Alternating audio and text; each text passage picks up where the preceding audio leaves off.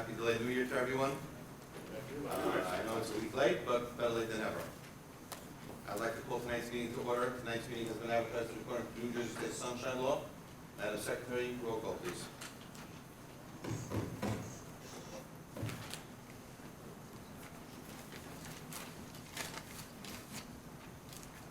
Mr. Gilly? Here. Mr. Halverson? Here. Mr. Langley? Mr. Naftali? Here. Mr. Inger? Here. Mr. Vivian? Here. Mr. Gonzalez? And Mr. Halberstam, 1 minute and a long one. Mr. Gross? Here. Here. Is a new member. Okay. As you notice, we're missing 2 members tonight. One is Ovi Gonzalez. I wish him well. I hope he's going to do better and he'll be back here next month. And I'd also like to, at this time, I have to wish our longest sitting member, Maishi Lankby, who's been out for major surgery just last week. And thank God he's doing well, but I want to, my prayers that he should recover soon. And we should see him back here hopefully in February, if not in March. With that, I'd like to ask everyone to rise to salute the flag. I pray allegiance to the flag of the United States of America, to the republic for which it stands, one nation, under God, indivisible, with liberty and justice for all. Thank you. As is customary at the first meeting every year, at this time after we pledge allegiance and we're getting ready to do the reorg, we go into the back room for executive session. So I'd like to take 5 minutes of everyone's time now. We're going to go into executive session to discuss our new appointees for this year. And then we're going to come out and put all the motions in place. And from there, move into our agenda of what we have going on. So for now, everyone please, I need a motion back in. We need a motion to go to closed session for purpose of personnel. Okay, so can I have a motion for that? Mayor Gelli, second. Second. By Mashingber. Madam Secretary? Mr. Gilly? Yes. Mr. Halverson? Yes. Mr. Naftali? Yes. Mr. Vivian? Yes. Mr. Inger? Yes. Mr. Rose? Yes. Gross? And Mr. Halberstam? Yes, okay. Let's all go into the back for a few minutes, and then we're going to discuss it further. Thank you, everyone. When will the minutes be open to the public? By law, you have to call that. What? When will this discussion of insight be open to the public? By law, you have to state that. No, we'll say when the need for confidentiality no longer exists. Thank you.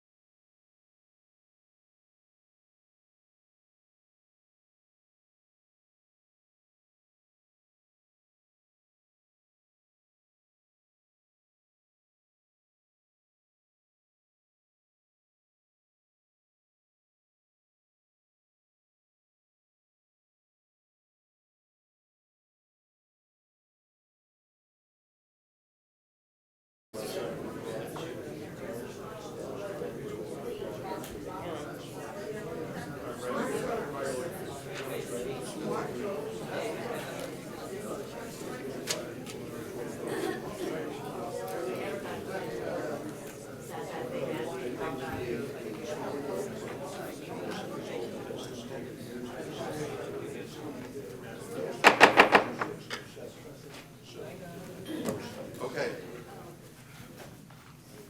Thank you very much for everybody for your patience. And let's proceed.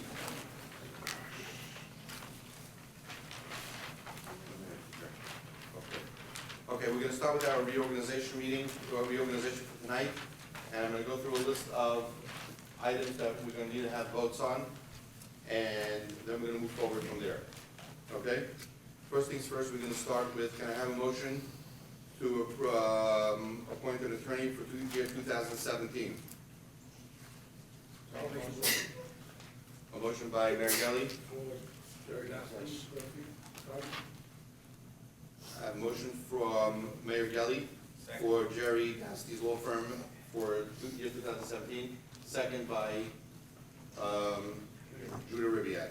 Madam Secretary, roll call please. Mr. Gilly? Yes. Mr. Halverson? Yes. Mr. Naftali? Yes. Mr. Vivian? Yes. Mr. Inger? Yes. Mr. Rose? Yes. Mr. Halberstam? Yes. Good night and good luck. Thank you all. Hopefully you have a good coming coming year this year together. Thank you. Can I have a motion for engineer and planner for this year? Motion by Mayor Gelli for Remington and Vernon, under the leadership of Terry Vogt. Terry Vogt? Yes? Vernon. Okay, sorry. Okay, second by Judah Ribbiat. Madam Secretary, roll call, please. Mr. Gelli. Yes. Mr. Halverson. Yes. Mr. Natale. Yes. Mr. Ribbiat. Yes. Mr. Inger. Yes. Mr. Gross. Yes. Mr. Halverson. Yes. Good luck. Thank you again. Welcome aboard. Thank you. Can I have a motion for chairman for the year 2017? Motion Who was that? Judah? Motion for who? for Mr. Abe Halberstam, continuous chairman. Thank you, Judah. Second by Moshe Ingber. Madam Secretary, roll call, please. Mr. Gelli. Yes. Mr. Halverson. Yes. Mr. Natale. Yes. Mr. Ribbiat. Yes. Mr. Inger. Yes. Mr. Gross. Yes. Mr. Halverson. This is my wife. He's undecided. Can I have a motion for vice chairman? I'll make a motion for Opie. Opie Gonzalez. Okay, and Obi Gonzalez is unfortunately not here tonight, he fell ill, but I'll convey the message to him, that he was nominated for vice chairman. That was from Mayor Gelli, Second. second by Judah Ribbiat. Madam Secretary? Mr. Gelli. Yes. Mr. Halverson. Yes. Mr. Natale. Yes. Mr. Ribbiat. Yes. Mr. Inger. Yes. Mr. Gross. Yes. Mr. Halverson. Yes. Thank you and good luck, Obi, hope you feel better. What? Can I have a motion for an esteemed secretary of the board? I'll make a motion. Motion by Moshe Ingber. Brian Siegel. 17. You heard Franny? Okay? Oh, great. Thanks. Yeah, I have a motion for Moshe Ingber, second by Mr. Naftali. Madam Secretary? Mr. Gelli. Yes. Mr. Halverson. Yes. Mr. Natale. Yes. Mr. Ribbiat. Yes. Mr. Inger. Mr. Gross. Yes. Mr. Halverson. Yes, and good luck. Okay, we don't have enough this year, we'll get something next year. Can I have a motion for court reporter and stenographer? I'll make a motion. Motion by Moshe Ingber, can I have a second? Who was that? For Waller. Mayor Gelli? Jackie Waller. Jackie Wall. For Jackie Waller, motion for this. I have a motion by Mr. Inger, a second. By Mayor Gelli. Mr. Gelli. Yes. Mr. Halverson. Yes. Mr. Natale. Yes. Mr. Ribbiat. Yes. Mr. Inger. Yes. Mr. Gross. Yes. And Mr. Halverson. Yes, good luck, Jackie. Thank you. Welcome to the year. Thank you all. Okay, next. Okay, can I have an approval of the minutes for, meeting of December 5th, 2016? Motion. Motion by Mayor Gelli, Second. second by Judah Ribbiat. Madam Secretary, roll call, please. Mr. Gelli. Yes. Mr. Ribbiat. Yes. Mr. Inger. Yes. And Mr. Halverson. Yes. Can I have a motion for approval of the calendar for the year 2017, which you guys should have reviewed in your package? I make a motion. Motion by Mr. Havison. Who was second on that? Mr. Naftali? Yes. Madam Secretary, roll call, please. Mr. Gelli. Yes. Mr. Halverson. Yes. Mr. Natale. Yes. Mr. Ribbiat. Yes. Mr. Inger. Yes. Mr. Gross. Yes. And Mr. Halverson. Yes. Can I have a motion of approval of the annual report for 2016? Make the motion. Motion, Mr. Havison, second. By Ingber. Madam Secretary? Mr. Gelli. Yes. Mr. Halverson. Yes. Mr. Natale. Yes. Mr. Ribbiat. Yes. Mr. Inger. Yes. Mr. Gross. Yes. Mr. Halverson. Yes. Okay. Before we continue, I just wanted to make another quick announcement. If you guys recall, at the end of last meeting, or during last meeting, I publicly stated that we will create and put together new rules and regulations moving forward for the year 2017. I took the liberty and took the time out for the past 3 weeks, together with our attorney Jerry Dasty, to put together a list of rules and regulations which we're going to adhere by and move forward. The rules and regulations will be available for anyone to look at tomorrow or next week. Franny, when is it going to be available in your office? Somebody wants a copy? Tomorrow will be fine. For review and anyone should just read and realize how we're gonna move things forward going into 2017. In order to put that into action, I have a resolution over here, which will be signed for, and I need a motion from our fellow board members to approve this resolution and to approve these new rules and regulations that we're going to adhere by and stick to. So, having said that, can I have a motion for the rules and the regulations that I distributed in the back and everyone had a chance to review? Make the motion.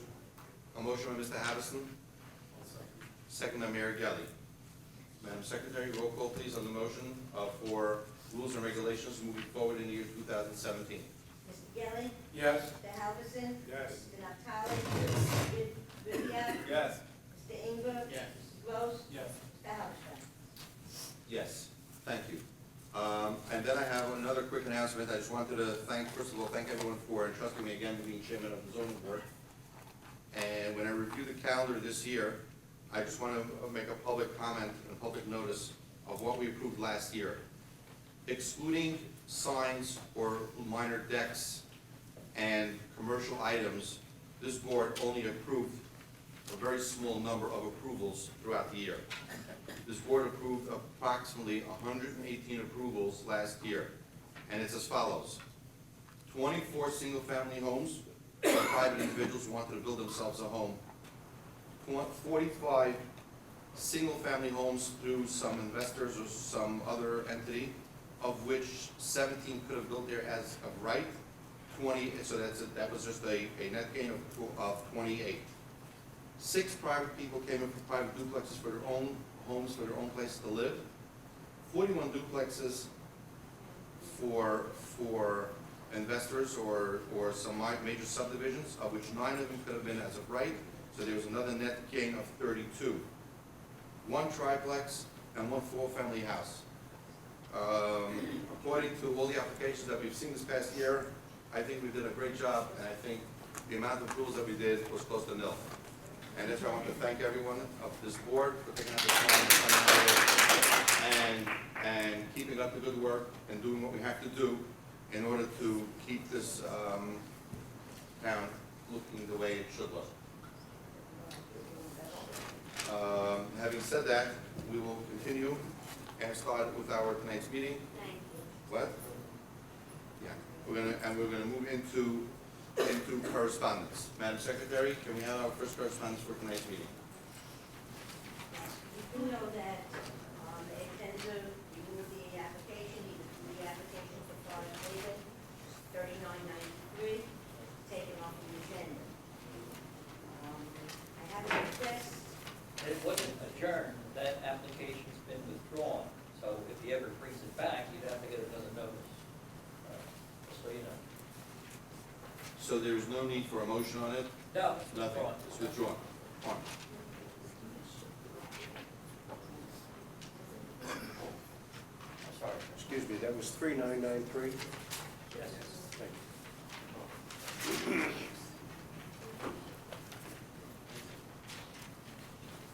I have a request from Mr. Doyle for appeal number 4000. He asked that it be adjourned without a new date. There will be notice before any date upon which it is scheduled. Further, give the board an extension within which this matter must be heard until April 30th. So What does that mean until April 30th? No new date, I'm not putting in April 30th as the date. No, he will have to, he'll have to renotice, he'll ask Franny when it's available to be on the agenda, but he'll renotice all to the public again. Okay, He so also these, will grant the extension until April 30th. Well,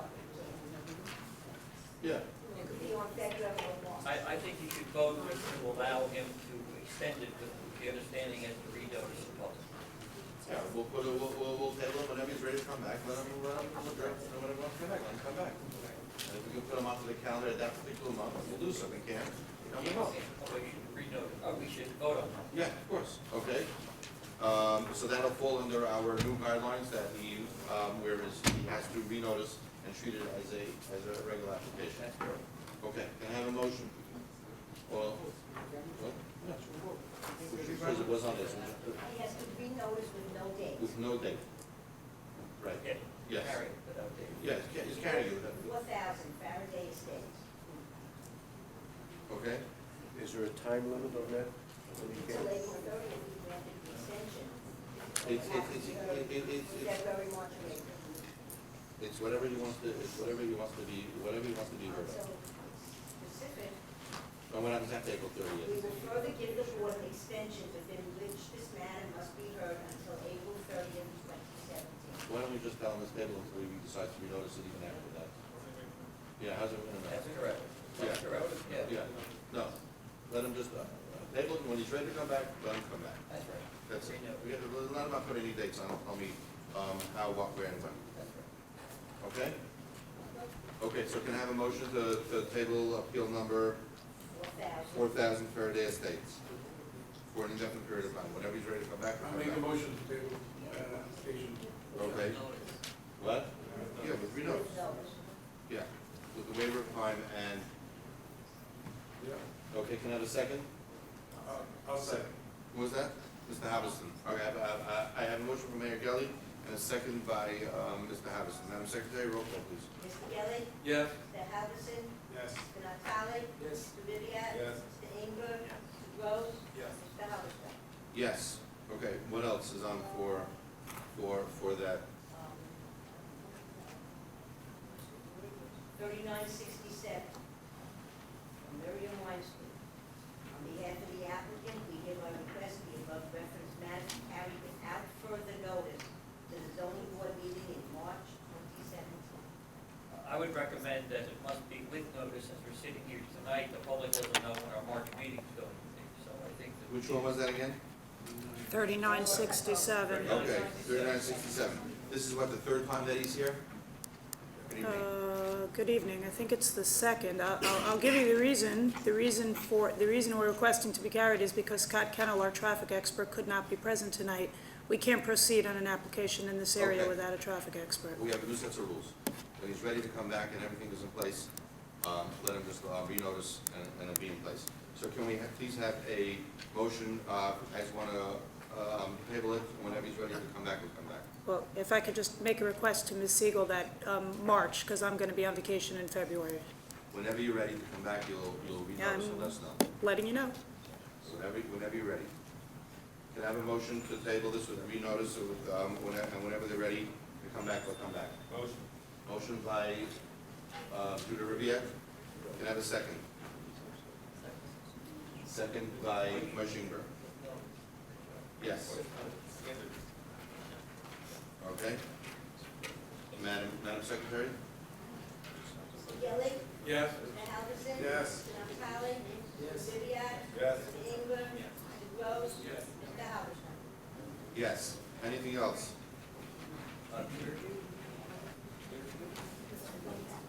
Oh, I have the old agenda, that's the one. Do you have the old agenda? We have official order today. Hold on a The second. two clear views. Appeal number 4008 was withdrawn. There's no motion on Clearview. We don't have to do anything on Clearview. I know, but I just wanted to know, because the original notice, the original agenda did have that. Okay, so you make the announcement. 4008 Clearview Equities was withdrawn. 3958A, also Clearview Equities, were you notice. They did not notice, so they cannot be heard. Okay, good. Okay. I think we got it. No, we're missing it. 4002.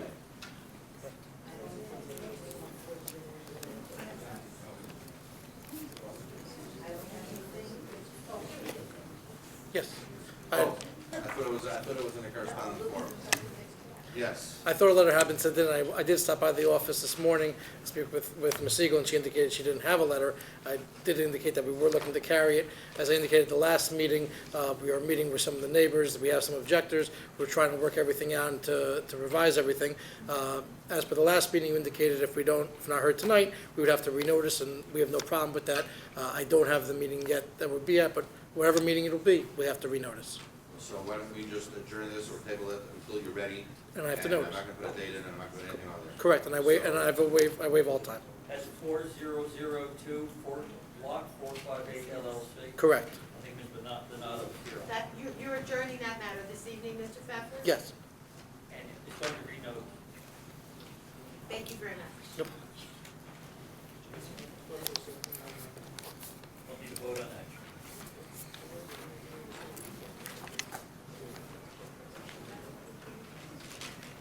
Oh, yes, can I have a vote on adjournment with 4002 with renotice and with the waiver of time, and whenever they're ready, they're ready.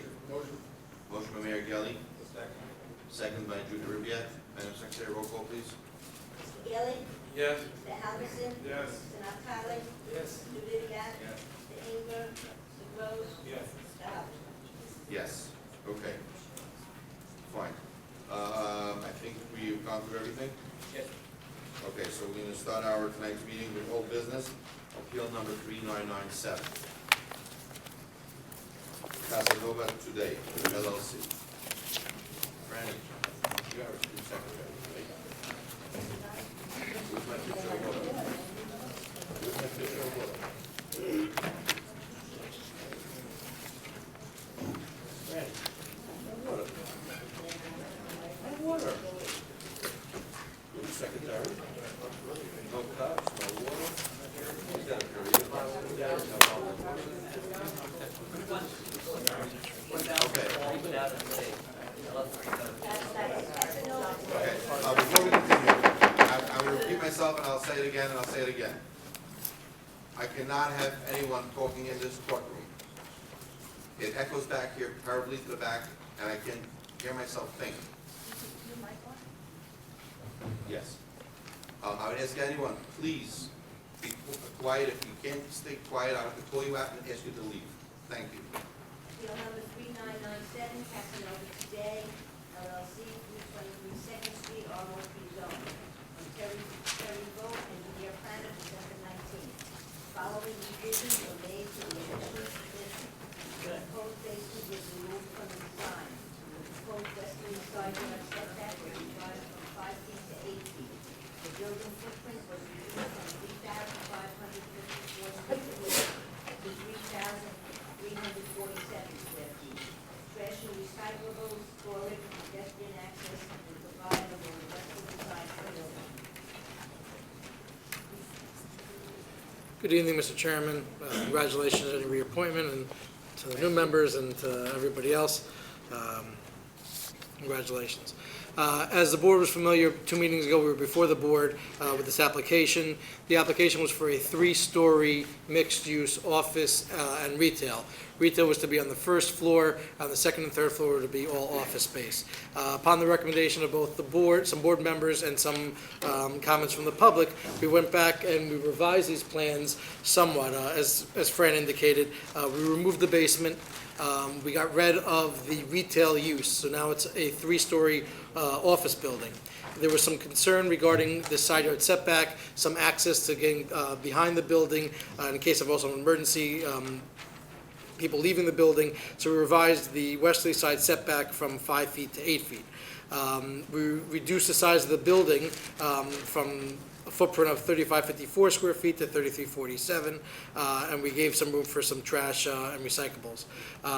Again, this site today is a pre-existing non-conforming 6-family residential building, actually 2 buildings on the property. It is directly across from the town parking lot, public parking, and it's on an angle from Taylor's Pharmacy.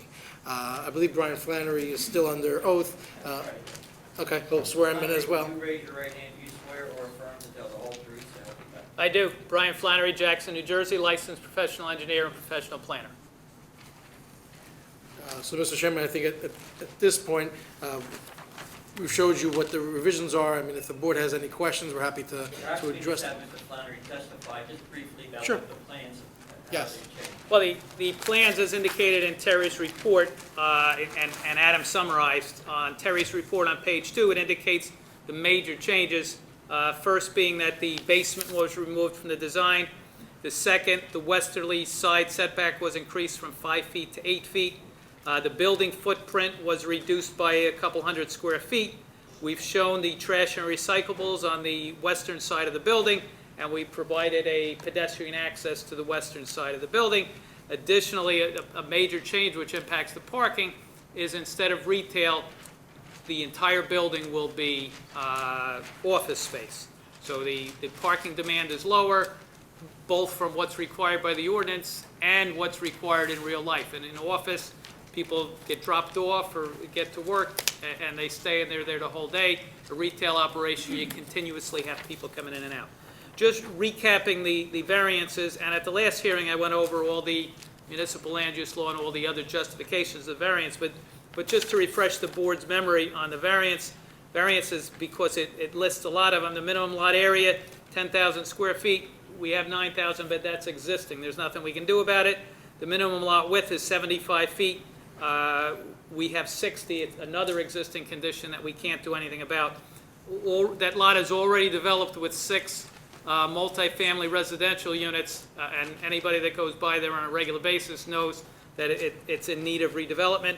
Minimum side yard setback, we're proposing 5 on one side and 8 on the other. The existing building that's there is 2.5 feet off the property line, so we're improving that situation by doubling the existing side setback. The aggregate side setback, 25 feet is what's required.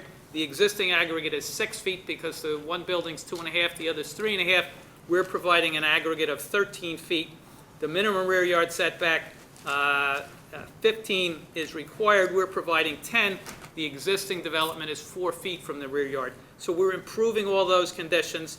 The maximum building height, we are going a couple feet higher than what's required or what's permitted.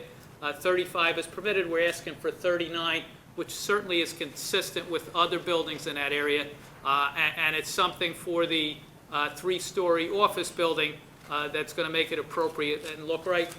To the left of us is a church. So when you're thinking about what the building is going to look like, you have a church on one side. The 3-story building certainly fits and is appropriate. The zone allows multifamily 65 feet high.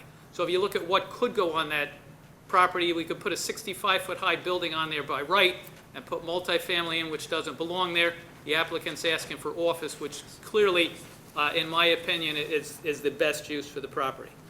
The parking, we've reduced the amount of parking that was needed by reducing the size of the building and changing from retail to office. We still require a parking variance.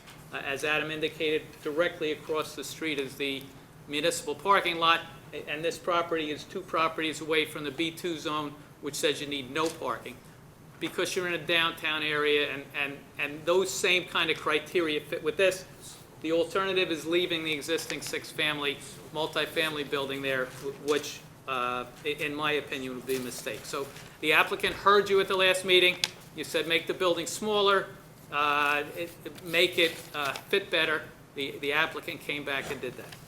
Mr. Flaherty, the last meeting, testimony was there would be no medical use. That is correct. Still no medical use. It would be general office. Thank you. I just have a couple quick questions over here. What date do you have on your plans over there? What date is on your plan?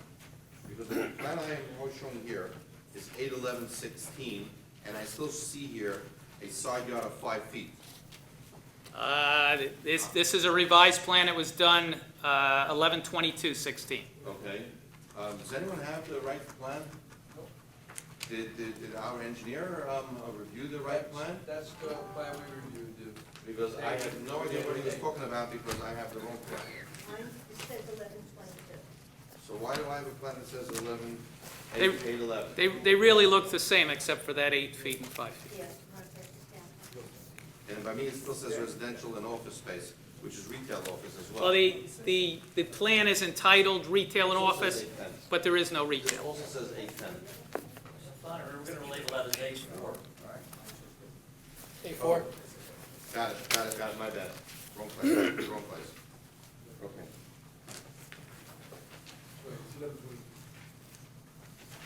It's on top, not on the bottom. Right, okay.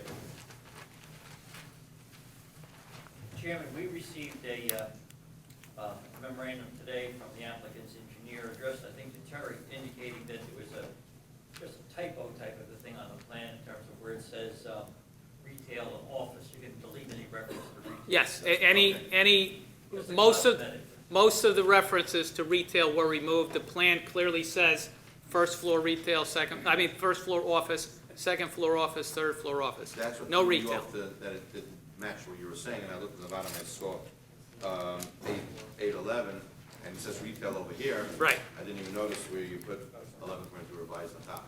Well, that plan was drawn in 16. Now that we have new rules for 17, that's not going to happen anymore. There you go. Wonderful, my man. Okay. How many offices are you gonna have? It's going to depend on the tenants that we get. You know, it would be at least 3, probably, and as many as, the applicant's saying that he's anticipating 3 per floor, so you would have 9 tenants. 12 parking places, 9 offices. Yes. What's your, what, Go ahead. And Mayor, who was first? Okay, Mr. Havison, I'm sorry. It's a 10,000 square foot office building. What is the requirement for parking for 10,000? The requirement for parking would be 36, So, and you're providing 12. 12. You read 34. 34, you get, yes, 34. 34. So where is the other parking? Well, Same place. due to the nature of it, we're not expecting that many, and there's a municipal parking lot across the street. But I can buy it in this parking lot, usually.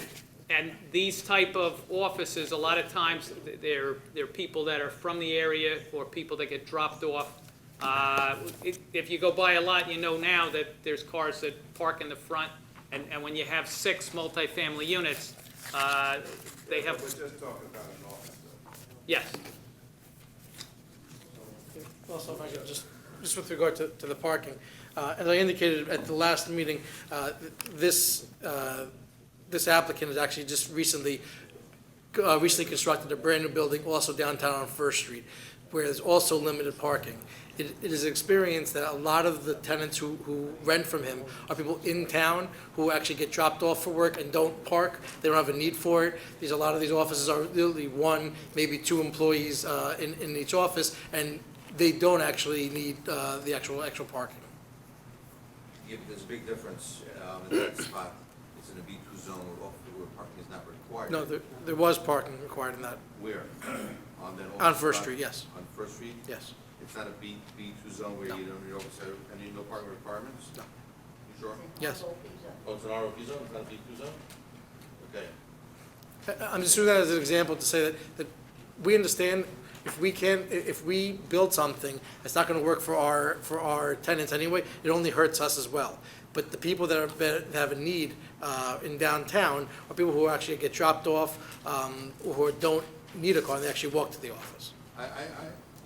I understand that, you know. And the applicant has a track record of having buildings that work and are nice improvements to the area. And he wants to do the same thing here instead of leaving these 6. And we came here, you said trim it down.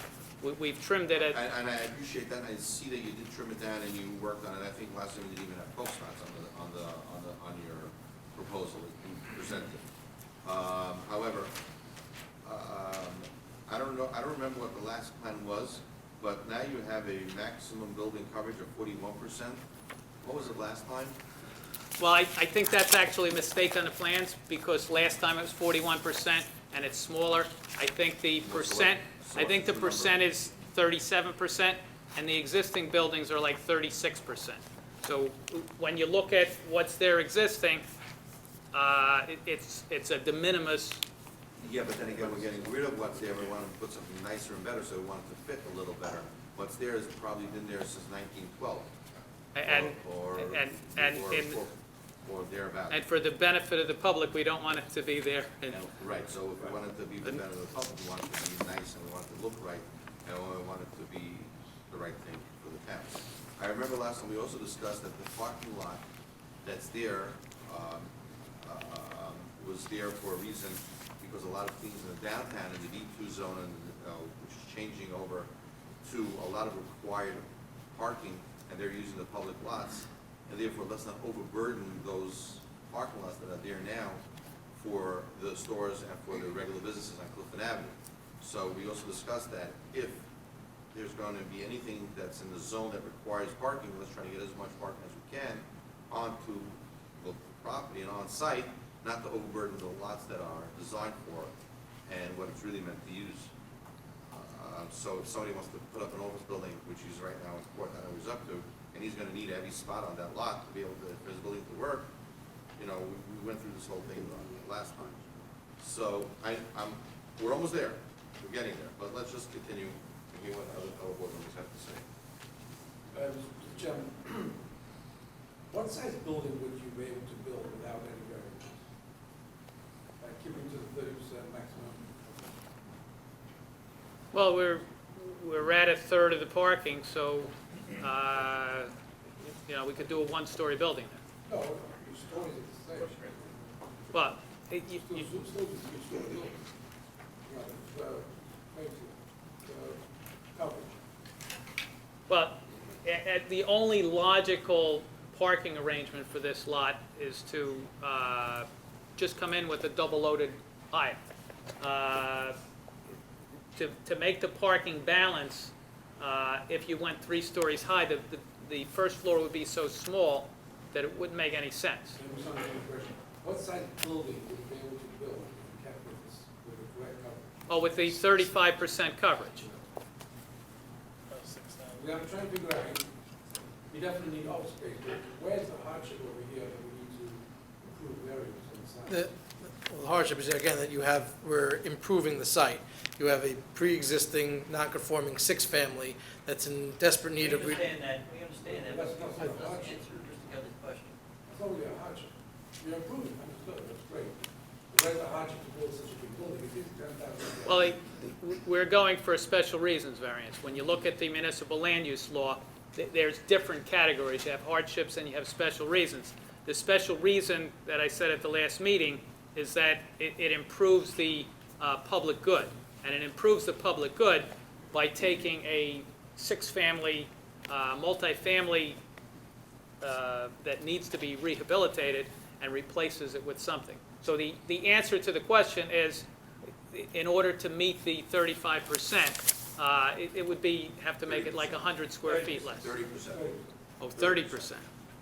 What are you now, 36%, did you say? Yes. It's a typo, it says 41 on the plan, so it's supposed to Well, be the 30. typos. Yeah. You know, we spoke about the special reasons last time, and we agreed with you that we have to change that for special reasons, and let's get rid of the 6-family story dilapidated house that's there. We granted you that, and we said, I agree with that, and everything was correct, but let's put something there that works and that fits, you know? So I said from fellow board members, we're trying to get to it, why we have to be at this rear yard setback from 15 versus 10. You know, you gave us 10 now, why not 15? What's the special reason? That's what I'm hearing from Mayor Gelli. Why not the full 15? What's the special reason that? Well, the special reason is that you have a Other than building, proper. you have a building that's 4 feet, so when we go from 4 feet to 10, we've improved the situation. When we go from 2.5 feet to 8, we've improved the situation. Yeah, but that's something which we want to get rid of, and I'm sorry, I thought I turned it off.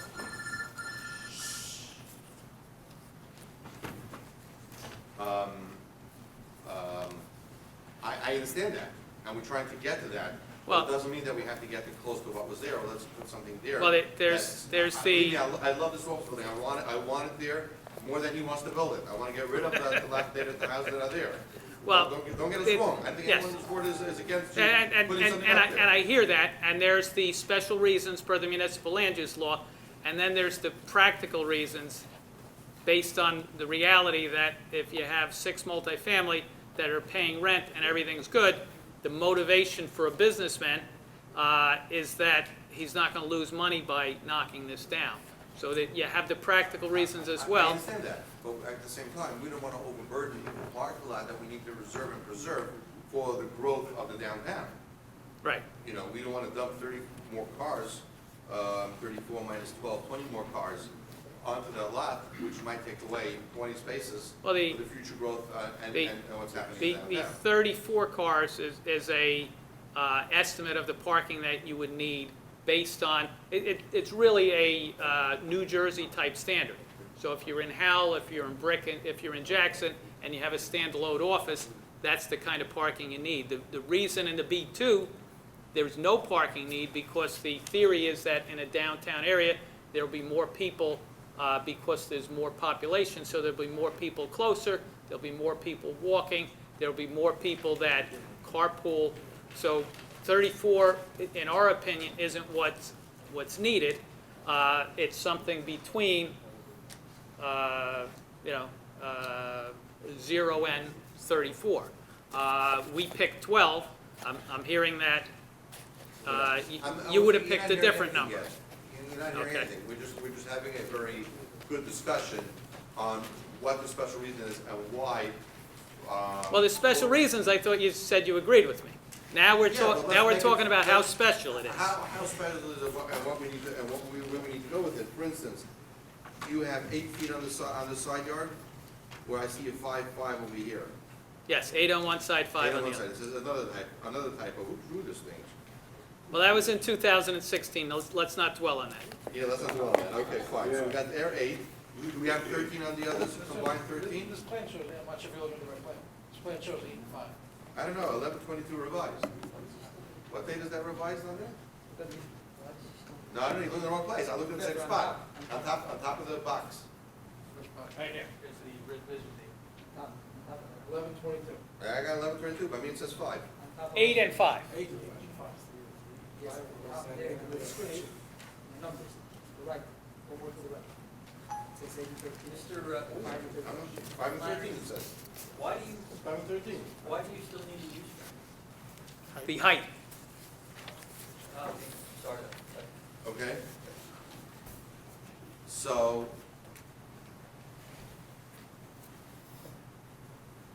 Okay. So now, where are we over here? You're Okay. asking about the side, the back, the side yard is 8, the other side's 5. And again, that was. Okay, so again, where we need to combine the 25, you're down to 13. Which is Right. double what exists. That's why it's special. Well, no, it's not gone. It's over. It's there. I It's drove done. past it. I drove past it It's twice done. today. You know? And one more time on my way home. Okay. Okay, so we're talking about over here, a rear yard, a side yard, building height of 4 feet. If you 5 bring the feet. building height down 3 feet, you wouldn't need a use variance, right? 'Cause you- Well, then we can't fit the 3 stories, and then it doesn't make sense, and then we Then you wanna have a leave the parking- apartments. Then you want to have a parking issue.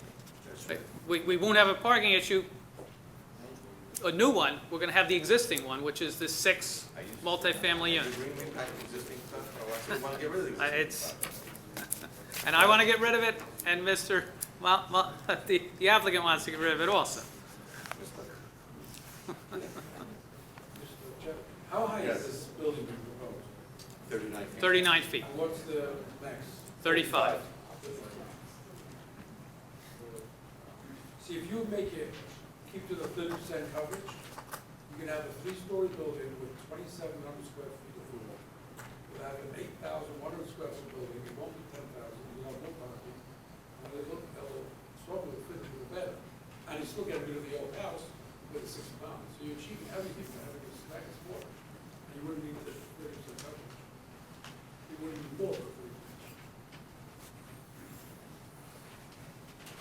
So you said 2,700 square foot? And are you contemplating still the 8 and the 5, and reducing the depth of the building?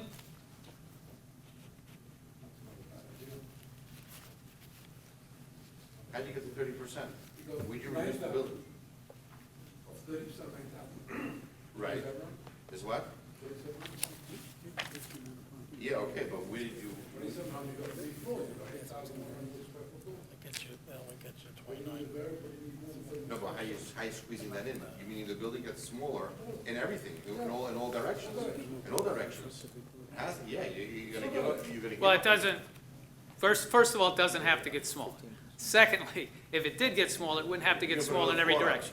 What? You can put another floor up. No, because another floor up doesn't make sense. Okay.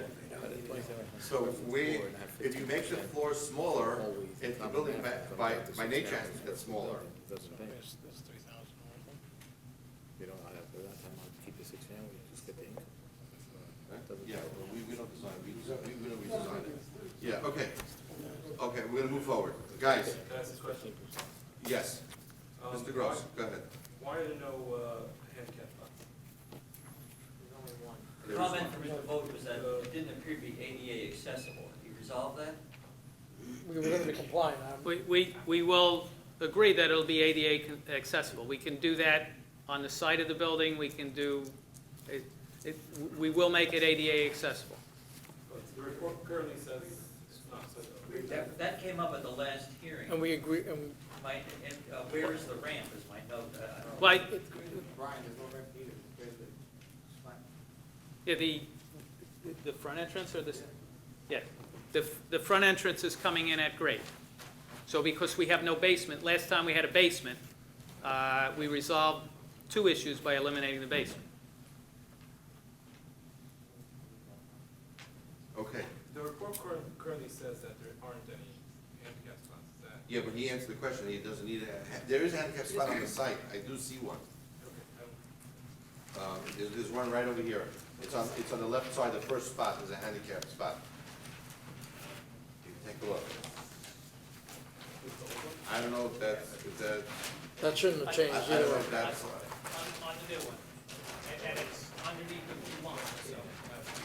okay, I don't know if 1 is enough, I don't know what ADA is, what the requirement ADA is is. typically 1 per 25. Oh, okay, fine, then it works, okay. How does that work? Because technically, if he's required for 34, 35, maybe you need 2. at least 2, because now you're asking for off-site parking, you still have to accommodate. Well, the ADA goes by the amount of parking you provide. Certainly, we could do 2, but Then I lose another spot. you lose another spot for, well, I might be getting that spot Dave. pretty soon, I'm getting there.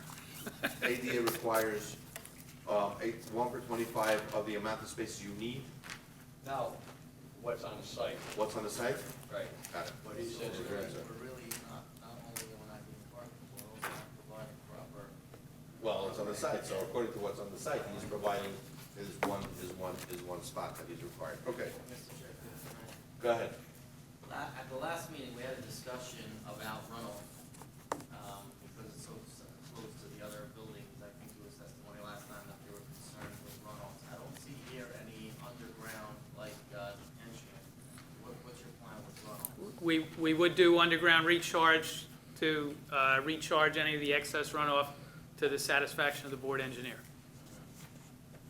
Just to go back to the comment that you mentioned before, I know that, this application is relying a lot on the city parking. The city did spend a lot of money trying to accommodate the B2 zone. And I'm assuming that they had that in mind, knowing what that would max out at. And that's why they must, they drew, even though this is so close to it, They drew this line years ago. So it was a line that was drawn the way a lot of lines in Lakewood get drawn years ago. A few people got involved. But our testimony is not that we're relying on that parking lot. We're saying the parking lot is there, but we think the 12 spots is going to be enough based on the location of it and the type of offices that the applicant is anticipating. That if he has 9 offices, only 1 parking space would be needed for each office, and there'll be 3 additional. That's 1 person working in each office.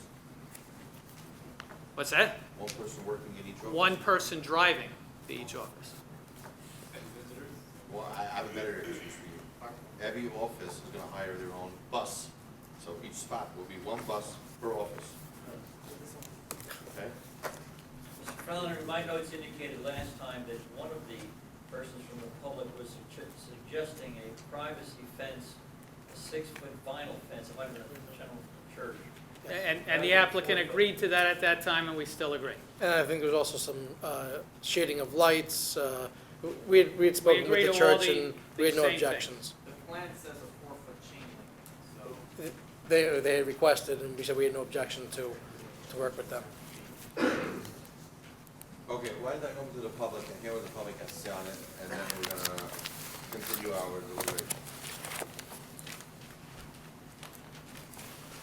So how they just raise your right hand, so do you swear or affirm to tell the whole truth, so help you God? I do. William Hobday, 30 Schoolhouse Lane. Mr. Chairman, I think you were right on target here with the idea of 3 floors of business offices with 12 parking spaces and relying on the public parking lot for the rest of the vehicles. Applicant says he expects about 9 businesses. Unless these are single-person businesses, which I doubt, there's going to be more than 1 car. That area is very dependent on that municipal parking lot for pedestrians to be in the downtown area. And to just assume that this office building can take that many parking spaces away from it is ludicrous. It can't happen. Applicant has made some amenities to the building, which are commendable, but you can't take that many public spaces. The parking lot was built for the downtown area for pedestrians to park, well, drivers to park their cars so they can become pedestrians. And to just decide that an office building, regardless of what it replaces, is going to be the remedy is a falsehood. We're creating a problem by assuming that that parking lot that is not going to be expanded can take care of the extra parking that this building would entail. So, you know, I think based on that, unless they can find other parking elsewhere, rent a lot, do something, that they cannot rely on the municipal parking lot to park cars that are going to, for employees that work in this office building. Thank you. Thank you. Anyone else in the public want to be heard? Please step up.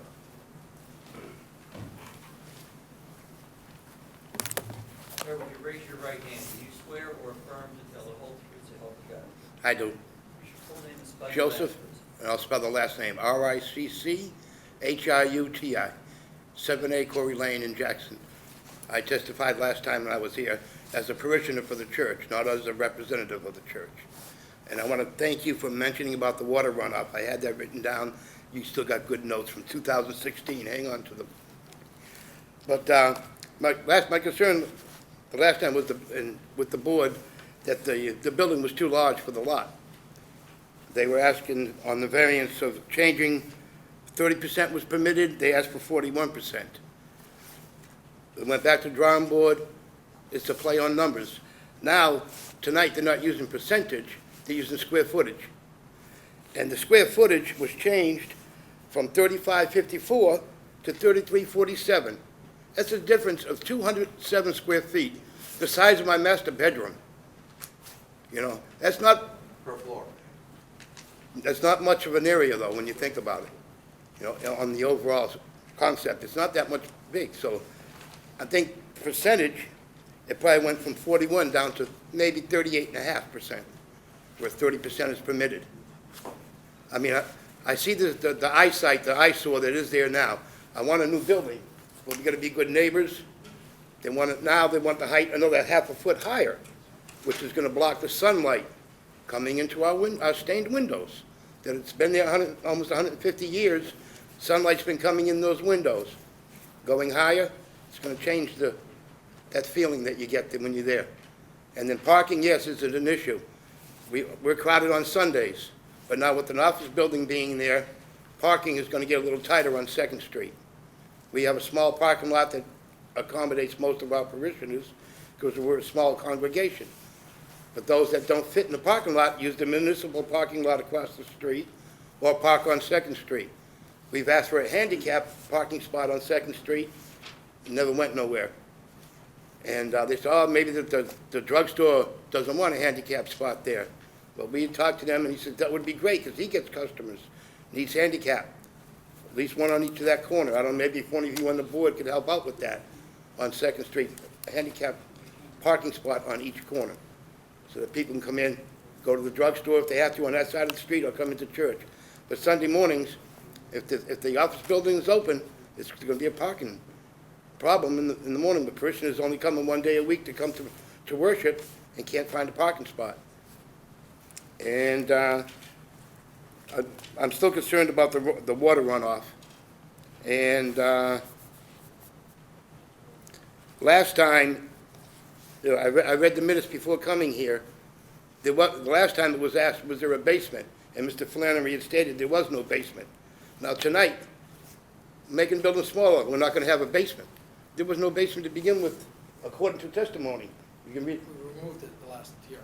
But the last hearing, there was no basement. But tonight, they say, oh, there's no basement. It's like we were going to have one, but now we're not. Just a little play and a little shady there. That's all I got. Thank you. Thank you. Anyone else? Sir, would you raise your right hand? Do you swear or affirm to tell the whole truth, so help you God? Affirm. I'm Brian Tarbell, 80th 13th Street, Lakewood, New Jersey. Could you spell your last name, sir? Terebelo. And your first name, Ben? Brian, Brian. And your address? 8 East 13th Street. I just wanted to, again, comment, this, everyone likes the idea of having the older buildings replaced, but again, the board probably knows there's various different developments that people are thinking of building, and right around that municipal parking lot, there's probably, that I've heard of over the last, that I know of, and there's probably more, probably roughly about 150,000 square feet that people want to develop, and if you drive by on any day, there's probably about 35 parking spaces that are left. And also, if you would change this from an ROP to B2, which in essence, to a certain extent, is what's happening in, allowing more density all around that area, what is going to happen to Dr. Factor's building, to eventually Belkoff's, to all of the other buildings that are in the neighborhood. We need more parking. It's a nice plan, but the bottom line is downtown is basically full, and again, we need more parking. Thank you. Do you have homes around in the neighborhood? Yes, right on Second Street. Thank you. Thank you. Sir, do you raise your right hand, please? Do you swear or affirm to tell the whole truth? I do. Give us your full name and spell your last name. David Ted Massey. It's M-A-S-S-E-Y. correct. Last time. Right. Yes, I was here last time representing All Saints Episcopal Church, the building immediately to the west. As has been mentioned, the building that are there is an eyesore in need of redevelopment. And I think one thing that we need to bear in mind is that on that same block, there is B2, or five-story office building on that same block, and also existing buildings across the street, and on that same block, there's setbacks of just 2 and 3 feet. I think we need to realize that we don't go directly from a business zone immediately down to a residential zone, or whatever this zone is. There need to be some gradual change there. And a lot of the buildings represent that already with their setbacks, what have you. We mentioned stormwater. There is some concern there. I mentioned some underground storage areas. I don't know as to whether there's much space there really with the area that the building will be occupying, so I have some concern about the water runoff. Certainly, the 3-story office park, we'd be much more in favor of that than a 5-story residential building. The church immediately next door, 30-foot high is the top of our building. Thank you, Mr. Chairman, Board. Thank you. Anyone else want to be heard? Please step up.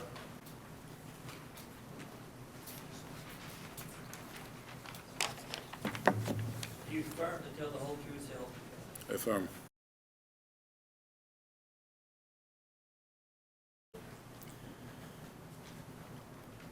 Actually, the gentleman over here was right. Last meeting, they were asked if there was any basements, and he said no. So I'm just clarifying that. I'd like to ask Mr. Flannery a question.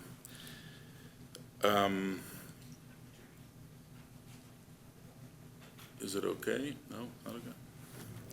My suggestion, sir, is that you ask questions to the board, and then when you're done with your questions, we'll have them all answered for you, rather than cut it under 5 minutes. You'll get more questions in. I'll take notes, so you'll get the answer.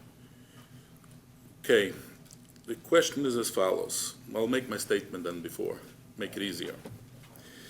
The applicant claims that the existing condition of the house is, he's going to improve the existing condition. Now, I know there's a 6-family rental over there, and I assume that he got a rental CO for renting out his apartments. So how bad is the Lakewood rental CO department, inspection department, of approving dilapidating houses for rental? I assume that it has to be somehow in good condition. The other issue that I have is that when you have, he claims that it's there's rentals now over there, there's housing, and there's going to be, he's putting in office buildings. Now, Mr. Flannery keeps on coming up to the zoning board and the planning board, claiming the master plan says that you have to provide more housing, and that's the reason why we don't have zoning laws anymore, because the zoning board could do whatever they want, because the master plan claims that we need more housing, so no ordinance have to be kept up. So why is this, when you have actually a rental, a 6-family rental, we're going to change it for office buildings when the master plan claims that you need more housing? I'm just saying is you have to use this argument every time. You can't just use it. It depends on the applicant what they want. The other issue that I have is, I'm thinking of him, should say it or not say it, but if this would have been Jewish families living in these 6 apartments, would he also come over here and claim that this is a dilapidated house? And second of all is, he claims that he has a dilapidated house. Why is it being a slumlord?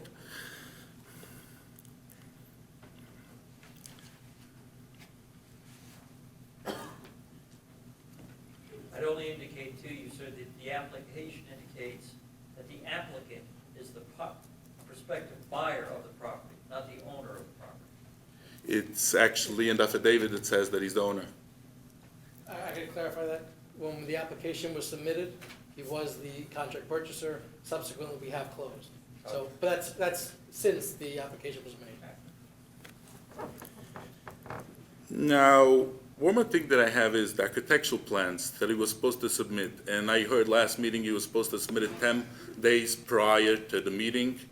And I actually picked it up, and I had the same problem that the chairman had, that the application says something, the architectural says retail, different measurements, and we come to the meeting or before the meeting and he's updating it. I'm just asking about, that's a question to the board. I don't know if Mr. Flannery is qualified to answer that. And the last question that I have is with the parking. The township made a line. Yes, the township made a line. That means that when we have east of Clifton Avenue, that's going to be B2, and they don't require parking. They made from the B2 from the Clifton Avenue west, they say we want residential or office. That's the reason why it's ROP. And we want to have adequate parking over there. Could be because it's close to to Madison Avenue. But this property is closer to Madison Avenue than Clifton Avenue. So why should the zoning board be in a position saying, hey, we think he's closer to the B2, so he should be in the B2. If he feels that he should be in the B2, he should go to the master plan, and then he should go to the township committee, and not be so selfish, not only for him, for the whole neighborhood, claim, oh, we don't need parking. If the township planners felt that this is what is the ordinance says, this is what it should be, why is the zoning board in a position of changing that and saying is, we understand better than the township committee? Can answer the questions. Anyone else in the public want to be heard? I'm looking for answers now. ask questions. You'll get your answers in a few Well, minutes. Mr. Klein, I think that some of your questions were rhetorical. I don't think the zoning. Correct, whatever is not correct. Fine, Rhetorical means, all right. I- I don't I- think the zoning board believes that it supersedes the township council or knows more than the township council or whatever, whatever boards will. The zoning board is here to grant variances. That's the reason that the zoning board exists. If the applicant provides sufficient reasons, that's the question. But that's why a zoning board exists. If the proofs are sufficient, they grant variances from the township ordinances. But when an applicant claims hardship from from residential I understand. and going to Well, that wasn't a commercial, question. That wasn't a question, that was a comment. Thank you. Mr. Klein. Anyone else from the public want to be heard, please step up. Seeing none, we'll close to the public, and I would turn to the professionals for the answers for all the questions that were heard. Moving in. All the questions. First, I take deference to my client being By the way, referenced if as, you read my new rules, I have yet to see them, I apologize. okay, we would like to have all the people in the public not to cross-examine public officials, because they're not professionals. They can say their comments, they can say their questions, and then we would respectfully ask for the professionals to give their proper and truthful answers to satisfy everyone. Or else this is just gonna go on and on, back and forth, so therefore, if you're gonna read it, you'll notice it that the public has a right to ask questions, but does not have a right to cross-examine. Okay? It's against the law. So Read we're the gonna. ML plan. I just want to address, Anyway, with please, regard to, answer your just question. real I quick, have the right to cross-examine the witness. with Let's regard go to forward. addressing my client as a slumlord, again, these are tenants that have been there prior to my client taking title. My client owns numerous units throughout the township and has a very, actually, an excellent record with regard to the township code enforcement, and that can be checked separately. I would agree with that. With regard to we've had some conversations, and some of the ideas and suggestions from the board, asked Brian just to indicate what we came up with. I think we've got a couple more parking spots. Well, the, Before you give me your suggestions, okay? yes, I was thinking of what everyone had to say, in reference to the parking, okay? I was in reference to the size of the building, but that would retrospectively will reflect the parking, For one, if you need a couple of spots here and there because you're short 10%, 5% of spaces, if you need 3, 5 spaces, you want to utilize, it's fine. But I think, from what I heard from the fellow board members, you're a little too far away to say that you have enough parking spaces, and you want to rely totally on the municipal lot. I never said I wanted to rely on the municipal lot. You said- you- Apparently, I stand corrected. You said that 12 is enough, even though 34 is required. the ordinance says 34, and I gave the reasons for the 34, and where the 34 comes from, and the 34 comes from different circumstances. So I never said we want to use up all the spaces in the parking lot. You're arguing with your ordinance and saying, based on your reasons. Based the on ordinance my is wrong. professional opinion, the ordinance isn't applicable here, and that we have special reasons. I Right. never said we had a hardship. I think the hardship, it's township special has the hardship. The hardship that the township has is it has a piece of property there that has 6 multifamilies where there's kids that go to school and buses come down the street, and an office building there would be a nice rateable, and it would look nicer, and the question is balancing the parking. And we did talk about balancing the parking.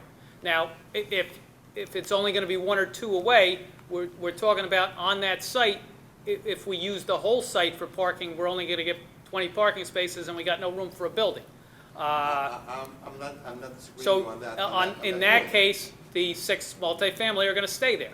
I did say very clearly that the practical side of this kicks in. I think the application has these special reasons needed for the municipal land use law, and apparently Mr. Klein only reads parts of the municipal land use law because he reads the part where you can cross-examine, but he doesn't read why the zoning board is here, and he doesn't read what's required to show, to prove that the applicant has special reasons and the negative and positive criteria. I think we've met all that, and the question comes down to what's practical with parking. So what the applicant came up with is that... Before you get to your answer, I would like you to answer all the questions from what the public had.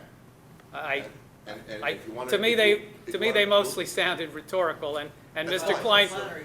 Flannery, one question for Mr. Klein was that on many applications, you correctly indicate that the master plan tries to promote housing. You're taking away 18 bedrooms here.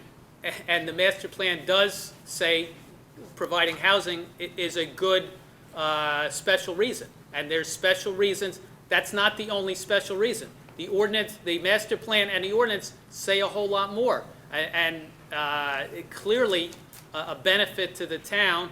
And last meeting I read, and I can read the master plan again. I read that there are other reasons. That's not the only reason. And a lot of times when I come in here with the housing, the public gets up, and Mr. Klein being one of them, indicating that we have too many housing, it's going to be too much traffic, too many buses.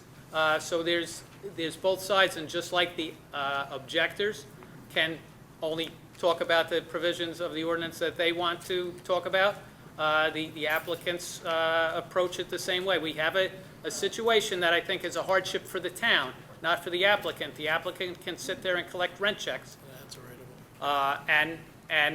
Or he can add a nice building that's a rateable. And we take away school buses. What I'm hearing from both the public and the board is the parking balance isn't correct.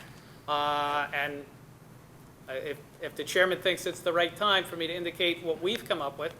Yeah, I just wanted to put my 2 cents in on the parking issue, where we're going. So I want to know where I think my fellow board members were saying before, so you should keep that in mind.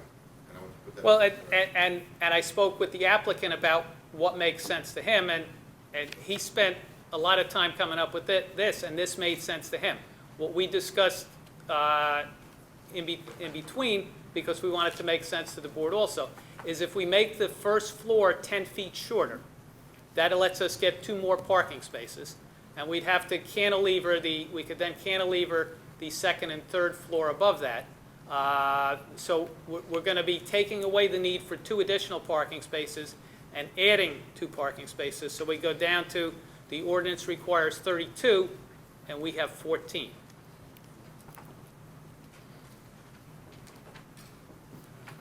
A quick question, Brian. You may have said this before, but maybe I didn't get it. How does the calculation work with the amount of spaces you need?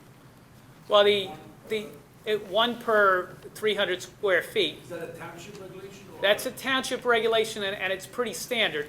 And we didn't try playing games. If we were closer, I would have tried playing games to say we met it by taking out the bathrooms and the hallways and the common areas.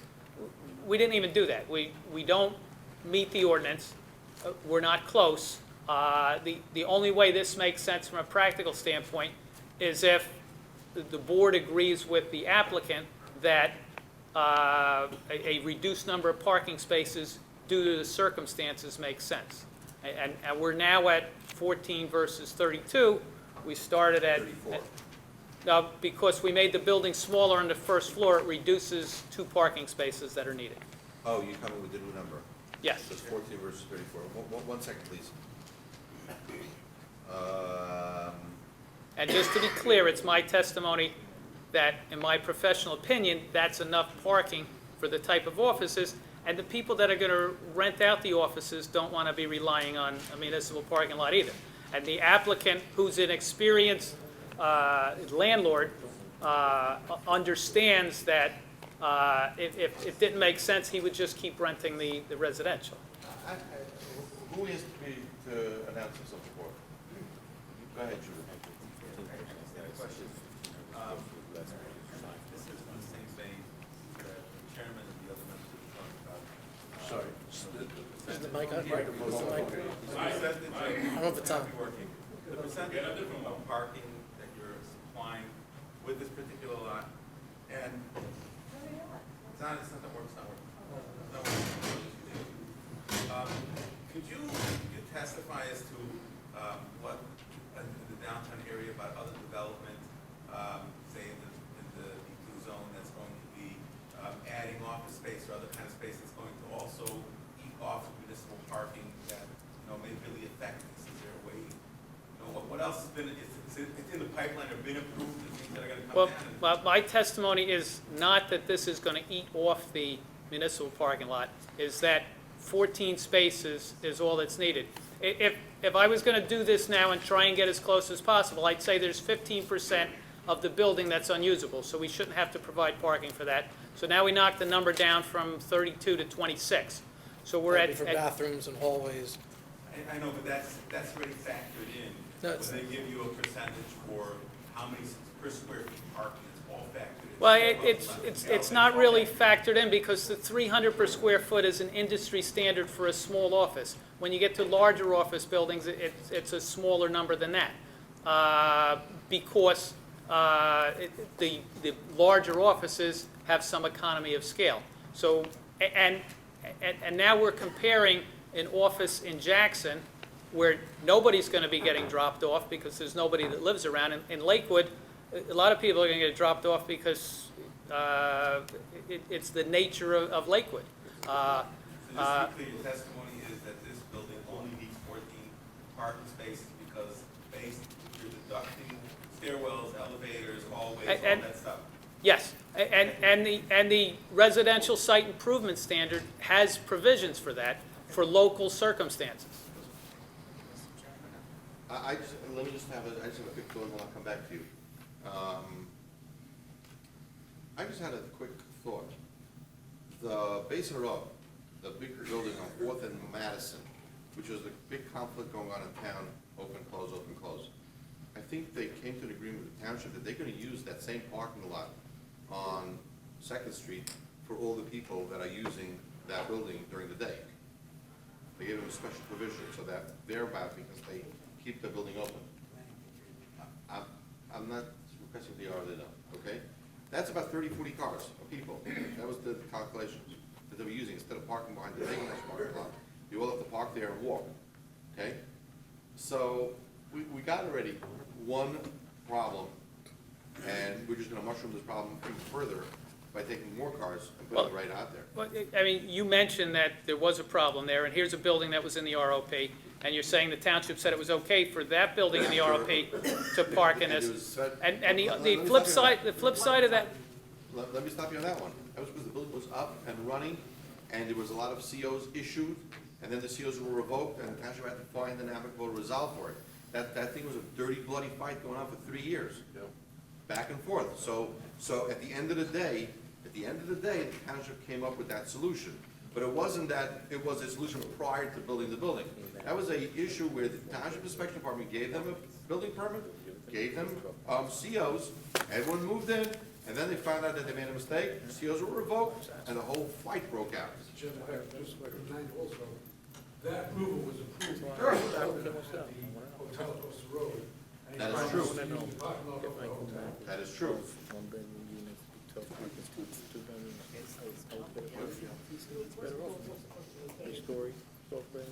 Whatever was supposed to be, but at the end of the day, we'd go to the plan. they use it for illegally for parking lot for this, Chairman, I think the public is finished. yeah, we'll just move on. Okay. You can go to the plan. And you mentioned that application and that it was a bloodbath because the downtown businesses, when they perceive the parking getting eaten up, they come in force to object. I didn't see them here today. They all got notices, everybody knew the meeting was here, so if they felt this application was gonna be, I understand that, but nevertheless, we still have to take that into consideration that the township put 30 cars into that lot. and if I said we're gonna But have, we're gonna be spinning our. and I said if I said we're gonna have 26 cars and we're gonna put 14 of them across the street, that would be applicable to this. I had one more, before we continue, I think someone wanted to say something, and then let's move on and let's go in for a motion.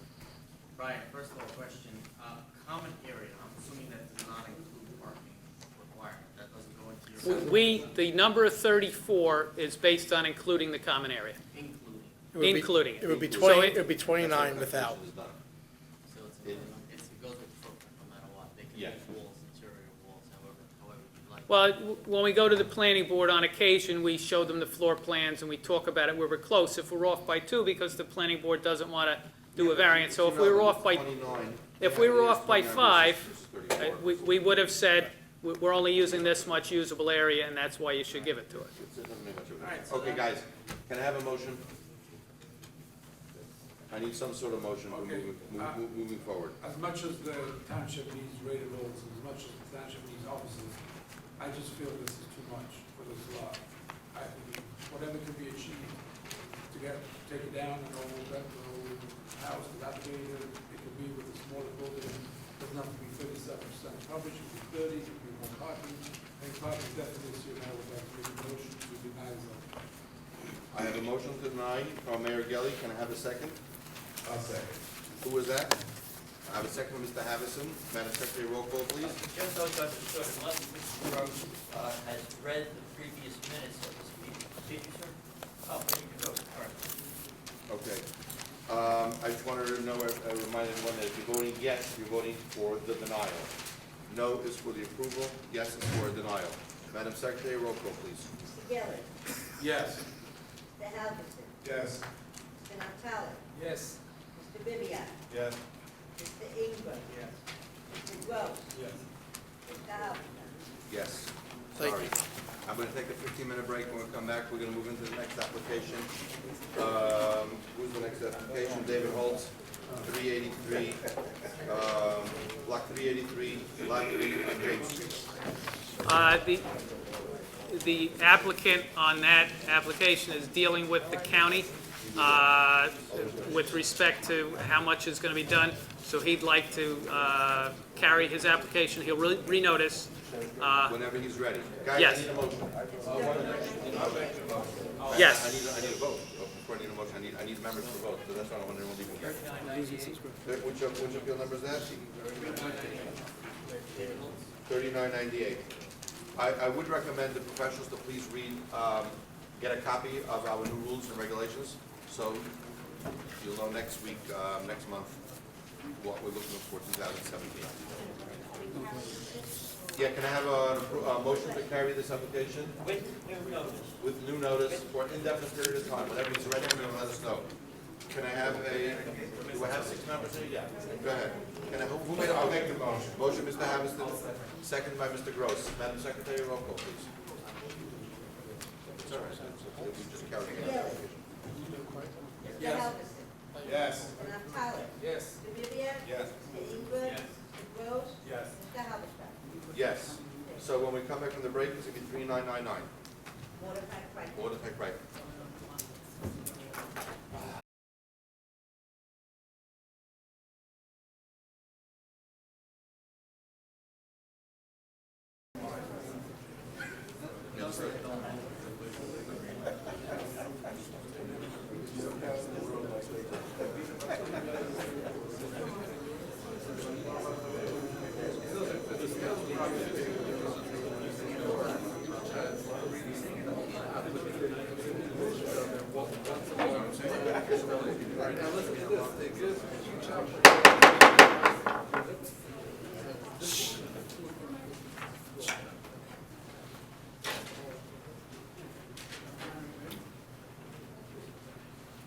Mordecai Kreitman, 3999. Excuse me? Come up to the mic. Sorry, I apologize, Mr. Chairman.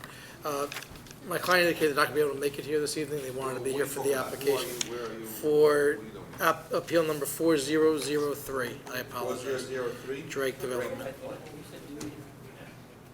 Oh, I'm sorry, I 4003, I apologize. Yes. Great development. Drake Development? Yes. Okay. Request to adjourn the matter, table it, and I will renotice for the next meeting. Who's your client on that? Drake Development. And he's not here? Yes, correct. Sliding around in the snow? Skiing on the slopes? He emailed me, he was supposed to be here, and he's not here at the moment. Did we ever? This is any the fir- this is the objectors fir- Any objectors here for that meeting, for that one? It's acknowledged, Mr. Hodley is here, and Mr. he's Hadley, here. you stay here for the night. Yeah. You're not, I'm talking about any special objectives here. Right, you can bring the pizza. I yield to the chair. Yes, thank you. Okay. Okay, so are we gonna renotice this, or you just wanna go into February? We're gonna renotice this? Renotice. No problem. Okay, can I have a motion to table 4003, Lake Development? Motion. Motion from Mayor Gelli, second. Second. Judah Riviere, Madam Secretary? Mr. Gilli? Yes. Mr. Halverson? Yes. Mr. Naftali? Yes. Mr. Vivian? Yes. Mr. Ingram? Mr. Gross? Yes. And Mr. Halverson. Yeah. Thank you, good evening. Okay, thank you. Okay, where are we up to here? Crichton? Mordecai Crichton. 4999, Mordecai Crichton. Hold on one second, please. He tabled it for this.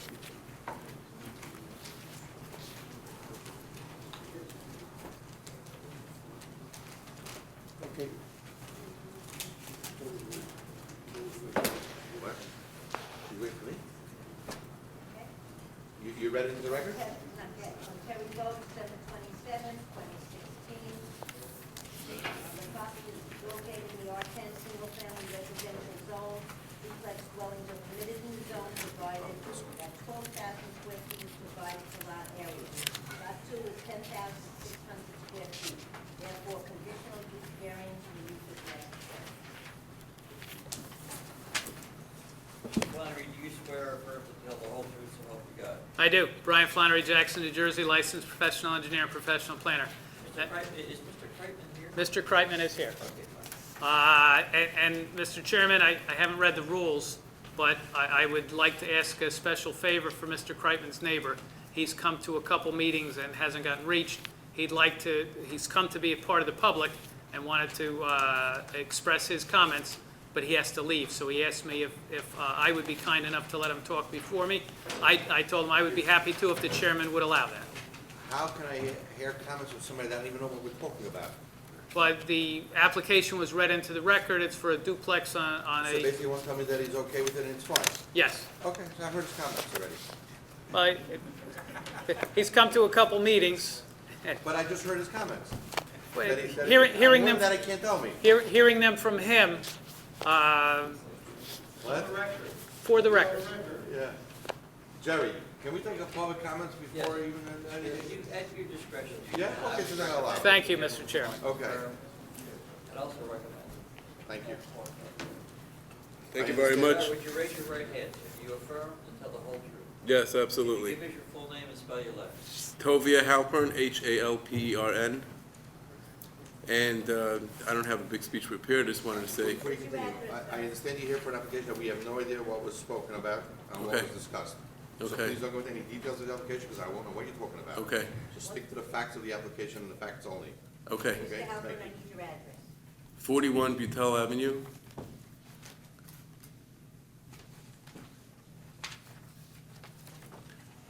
I live just down the block from Mordecai Kreitman. Mordecai Kreitman's been living in our neighborhood for quite a few years. Who's Mordecai Crichton? The applicant. Nah, in the board, in the public. Okay. Okay, go ahead. Okay, we've watched this beautiful family grow over the years, and he moved into a small house at the time, about, was 5-10 years ago, and now his family's grown, Baruch Hashem, and he's looking at enlarging his home. And I'm not going to go into the details. Professionals are here, and they'll tell you what's going on, but the point is that myself and a couple of neighbors have come out tonight to voice our support for Mr. Kreitman and his family, and whatever you can do would be appreciated by the neighborhood. We'd like to see him stay, and this is what's going to help him and help us. Thank you very much. Thank you, thank you. Good night, good luck, for whatever you're doing. Your phone. Oh, your phone. Somebody's phone.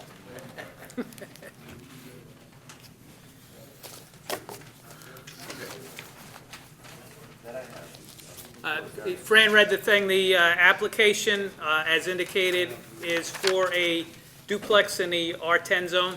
Duplexes are permitted use in the R10 zone, as indicated in Terry's report. We all know the ordinance says they need to be on 12,000 square feet. We don't have a variance map. We just have architecturals. I don't see any variance map. Is that an error on our part that we didn't get one? Yeah, that's probably why I don't have it, because I remember looking at that, yeah. Yeah. Yeah, I remember this now. So in other words, you have it in Boston. Yes, Grandma. Boy, she was just reappointed, see what happens? Yeah, that's what happened at a point. I can't. And she knows you're not going to remember by next year. By the way, it's not January 20th. Maybe till January 20th, I still have a chance to get rid of it. Okay, go ahead.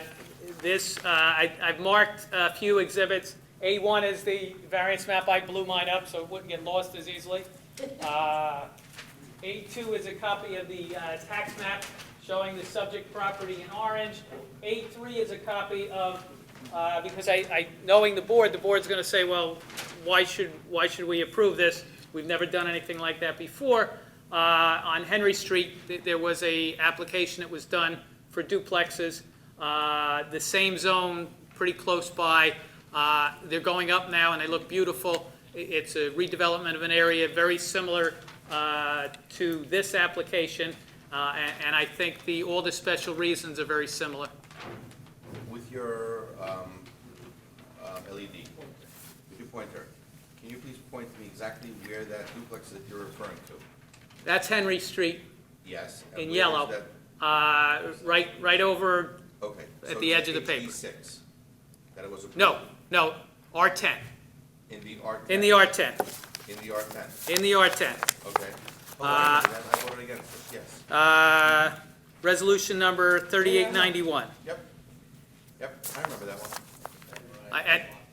And they're going up now, and it looks It was beautiful. because it was right up to. How big are those lots? 10,000 square feet. Yeah, I remember that. It was right up against a dead-end street, up against, what's the name of the development? No, Henry Street cuts in. no, that's further down Henry Street. Pine River Village. Not Pine River Village. The first Pine River. Pine River, not Village. Forest Park. No, Forest Park is the next one over. Yeah, next to National, if you go down, there's a dilapidated street, which I strictly said no. And I was overruled, and proud of it. Proud to be overruled. No problem. Go ahead. So, looking at A2, the property is very close to Route 9. It's right in that Route 9 the way- corridor. Forget it. I want to say something, and I don't, actually don't want. It's right across the street from an R75. There's duplexes on the other side of the street. The R10 allows duplexes. If the lot was a little deeper, it's 106 feet wide. So we're not trying to squeeze it on a narrow lot. It's a matter of there'd be a bigger backyard. And the Kreitmans have a growing family, as you've heard, and this would provide the housing opportunities to them consistent with what's in the master plan, which I will read you shortly. And it's a pretty straightforward application. We have 10,600 square feet, 600 more than the ones on Henry Street, so maybe this 600 would be enough to persuade you that it's closer. But at some point, it becomes de minimis. 10,000 on Henry Street, 10,600. This is a one-of-a-kind lot because it's right on that HD6. It's close to Route 9. It's across the street from duplexes. This is a very unique property. It's a property that the duplex will fit in there. Nobody's going to know. There's some places where you drive by and you say, well, there's a new duplex in the neighborhood. It changes the character of the neighborhood. This isn't a kind of situation that's going to do that. And the people that it would impact are the neighbors. We've heard from one of the neighbors that he's in favor of it. I'm kind of guessing we're going to hear from Mr. Hobday that he's not in favor of it, but he doesn't live in the neighborhood. Then we look at the variance that's requested. Minimum lot area 10,600, where 12 foot is required. The rear setback to the deck, we're asking for 15 feet to the deck. We're providing the 20 feet that's required to the house. I don't think I have to go through with the board that the ordinance was changed because the decks were too close to the property line. There was no setbacks for decks, and then the township changed the definition so that decks are just like a building, and they have to comply with all the setbacks. We're asking for 5-foot of relief. If the board feels that's not justified, we could certainly build a patio. It's not going to be convenient for the Kreitmans, but I'm sure they'd rather have an approval with a patio than a denial with a deck. Side yard setback, we're asking for similar to the R75 across the street of 7.5 and 15 feet. And the bulk building coverage, we're asking for 34% instead of 30%. When we look at the the Township Master Plan of 2007, on page 35, under housing, it goes through the tremendous residential growth and the fact that we haven't provided all the housing needs. And basically, the concept would be to look at where additional housing opportunities could be accommodated without any detriment. I will go through the positive and negative criteria, and the positive here is redeveloping a lot and coming up with a duplex that's going to fit in the area, and it's my testimony there is no negative impact. The master plan, the amendment to the land use master plan also goes into the housing need, and the conclusion there on page 8 of the 2014 amendment is that though a portion of the population increase can be accommodated in centers, cores, and nodes, as shown in the smart growth plan, these areas are unable to accommodate all of the population increase. Thus, it's necessary to evaluate other areas of the township for their suitability to accommodate the growing population. And it's my testimony that this is a suitable place. It's a difficult lot because of its proximity to Route 9. It's a lot that has an older house that needs to be redeveloped, and I think this will fit in there nicely. The municipal land use law, NJAC 14:55D2, under the purpose of the Act, A is encourage municipal action to guide the appropriate use or development of all lands in a state in a manner which will promote public health, safety, morals, and general welfare. And it's my testimony that this promotes the general welfare by providing a redeveloped house and an opportunity for Mr. Kreitman and his family to live comfortably in the neighborhood. E is promote the establishment of appropriate populations, densities, and concentrations, and the difference in the density based on the 10,600 versus the 12,000 is de minimis when you compare it to what's across the street, what else is on the block. I know the board has had problems in the past where it's a neighborhood that doesn't have duplexes and we're introducing something that doesn't fit, where neighbors come out and object. I don't think you're going to see any of that. And I is promote a desirable visual environment through creative development techniques and good civic design. And this, other than the rear yard, because it's 106 foot wide, it would only need to be a little deeper to fit. We're asking for a D variance here, and the municipal land use law says in particular cases and for special reasons grant the variance to allow departure. And what we need to show is that the variance can be granted without substantial detriment to the public good and will not substantially impair the intent and purpose of the master plan and zoning ordinance. And certainly because it's such a small difference in the area that's required. It's in a zone that does allow duplexes. It's a small area difference. That's not going to impair the intent or purpose of the zone plan and zoning ordinance. And with respect to the detriment to the public good, if there was a detriment to the public good, you would have neighbors here saying that's a detriment to the public good. And it's my understanding that the neighbors would be in favor of this. Brian, I agree with whatever you said, but I want to take you back down to memory lane. I want to take you back down memory lane. Okay? When we approved the R10, I was not in favor of it for one reason only. Because if I approve an R10 over here, you're going to tell me later on, give me another one that's 10,000 square feet, because we approved something right in the neighborhood that's 10,000 square feet. But if You you remember that? Yes, and if you're approving something that's good over here, you should approve something that's good over there. That's why I did not like it when you brought in, but my fellow board members overrode my thought process at that time, and I will turn it over and let them decide. Well, I try not to disagree with the chairman's logic, because, you know, you sit there and you have the powers of Solomon, but, No, the wisdom of Solomon. the wisdom of Solomon. Wisdom, not the powers of Solomon. But when you say, I don't want to approve this because somebody might ask for the same thing, I think what you're saying is you don't want to approve this even though it's good, because somebody might ask for it when it's not good. And that's the decision that you guys have to make, is if it's not good. This, to me, this is good. Best eats and sliced bread. So therefore, I'll let my fellow board members decide what they want to decide, and whatever to decide, and then I will be Brian. happy to go. All right, good question. You have on the plan here 1793 square foot each, right?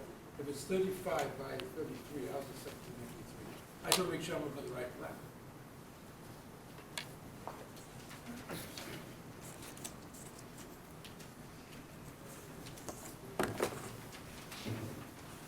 Well, the 33 is with the deck cutout. So it's, and the 35 and a half is to the edge of the deck, so it's actually 45 and a half by 43. 45 by 43.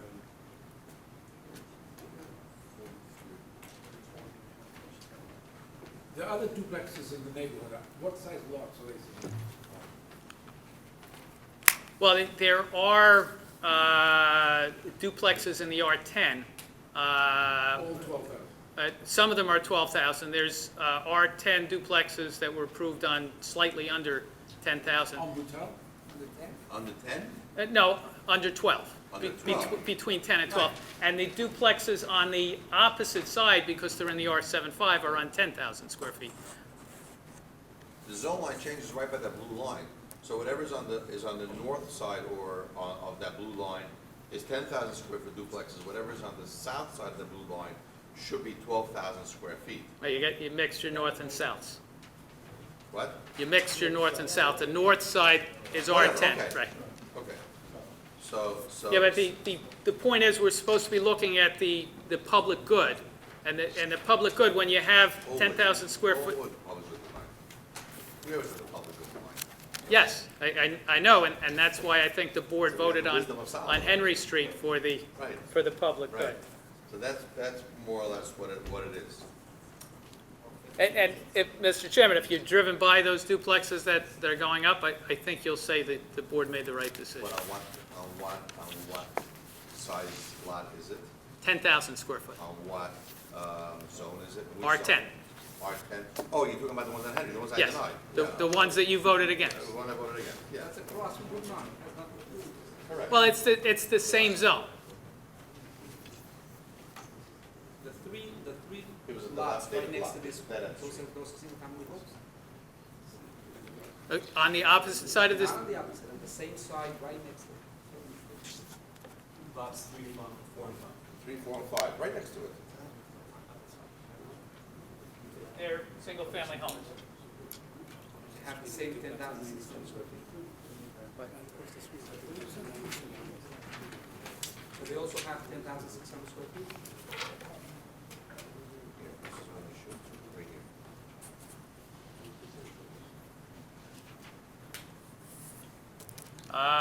here. They're a little bit bigger, A little bit bigger. yes. Which means we're gonna see all those duplexes from now on. After this one, all those will be duplexes. Well, this one is adjacent to Route 9, and if you look at the house that's on this is a house that's in need of redevelopment. Brian, I can't what you're saying. The subject property is right adjacent to Route 9, so that's a reason, and the house that's on it is a house that's in need of redevelopment. The other houses that are newer houses, nobody's gonna knock down a newer house to put up a What, 3, 4, duplex. 5 are all newer houses? Well, they're certainly in much better shape than Lot 2 is. How old is this? I didn't look at them that closely, too. Because, but from the construction, I know the area from the construction, probably in the 60s or 70s, right? Again, I didn't look at it that Eventually, close. the newer houses down the block are gonna become old houses, and the same logic would apply in them all of a sudden. Well, it's not the same logic, because this one is adjoining the HD6 line. And it's very close to Route 9. You got the impact from the traffic. And the reality, from my standpoint, is if when those houses get older, somebody comes to the board and the neighbors come and say, he'd be a great neighbor, we'd like to have him, who is this really impacting other than the neighbors? It's one extra house. It's not impacting. Route 9 traffic is terrible now. With one extra house, it's still going to be terrible. That's clearly de minimis. I don't think anybody would argue with that. You can't just approve every house because Route 9 is terrible. Well, every house that's within 100 feet of Route 9, it may be a different story. Anyone else want to say anything? Oh, Judah? Question, the duplexes that are in our town, what are the side yard setbacks? What's the footprint of those houses, of those duplexes? I don't have every one of them. I did look at the map, though, and see the one across the street's on less than 10,000 square feet in the R75. Right, well, it's a different, it's gonna be a different zone than the side yard setback, so that's why I just wanna know, because you're asking for, for a variance also on the side yard setback.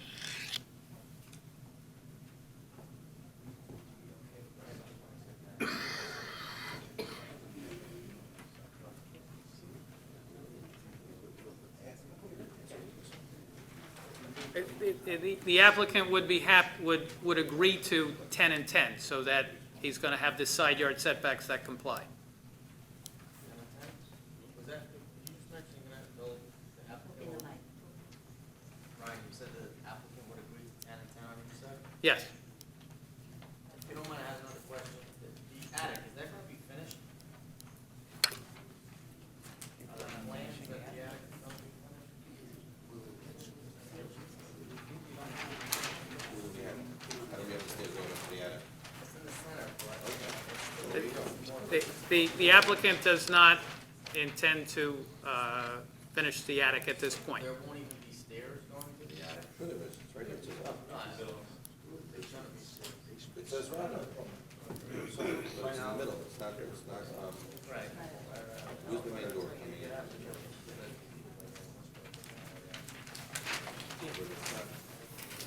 As long as it's not from the stairs coming in, from the side yard.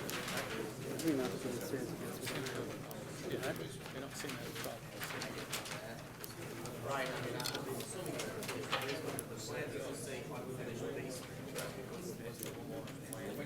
Can't possibly hear you. We have to talk louder. Or into the microphone.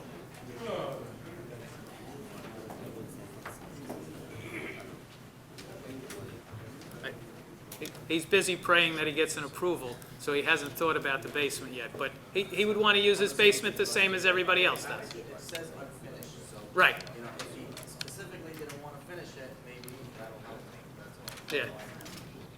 Where are the stairs to the basement? Inside the house and outside the house?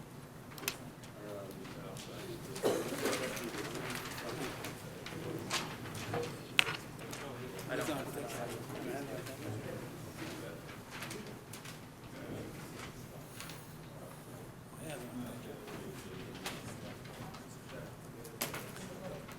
And Do we know where the basement stairs are? There? It's the middle of the house. Planets in the front. Do we know where they are? Middle of the, I'm sorry, sir. middle of them. I can't hear you. And you're not on the road. They're outside. They're outside. And the stairs to the attic? the stairs to the attic, if the board has a problem, he would eliminate the stairs to the attic and go with the, no, Hold down? yeah. If that was an issue. I personally don't want the stairs to the attic because it's right by the party wall in the middle of the house. So to me, that doesn't make a difference. You can't get to it from the side yard. You can get it from the side door, so I'm not worried about that. You know, you're going up and down, right, and you come in, you go Right. upstairs up and down. As long as there's no stairs from this entrance way, yeah. So, I don't have a problem Well, with that. isn't the issue here, with the attic, the number of parking spaces. I mean, the plans we're looking at now, it's clear it's 4 parking spaces Right. Per unit, per building, per building. that's 8 spaces. Right, yeah, 4 in each lot. So I mean, that's clear. I mean, if you're gonna do something with the attic, you're gonna need a 5th space. The attic is not being rented out. No, it's for their own, You get beyond the number of bedrooms. Because it's showing, the architectural plan shows the basement, which counts as 2, and you got another 5 shown on the architectural plan. That takes you up to 7. If you use the attic, you get to 2 more, you get to 9, then you need 5 spaces. That was my point. yeah, but traditionally, we haven't proposed the extra parking space for the attic, because it was more or less for family growth on their own, so how many more spaces can we impose on them to put up there? I know the family grows, that's where there's the 4 spaces in the front, and so on and so forth. You're not gonna have a whole family with 5 or 6 cars, because there's an X amount number of bedrooms. Does Mr. Kreitman and his family now live in the house that's on the lot? Yes. Yes? Well, and how many bedrooms are in that house? Mr. Kreitman, perhaps you can affirm, I mean, sure, we want to do this. Could you please raise your hand, do you affirm to tell the whole truth? Yes, How many bedrooms in the house now? 4. And, so, and you want more bedrooms? Right. Now you're gonna have 10 bedrooms and 2 houses. Yes?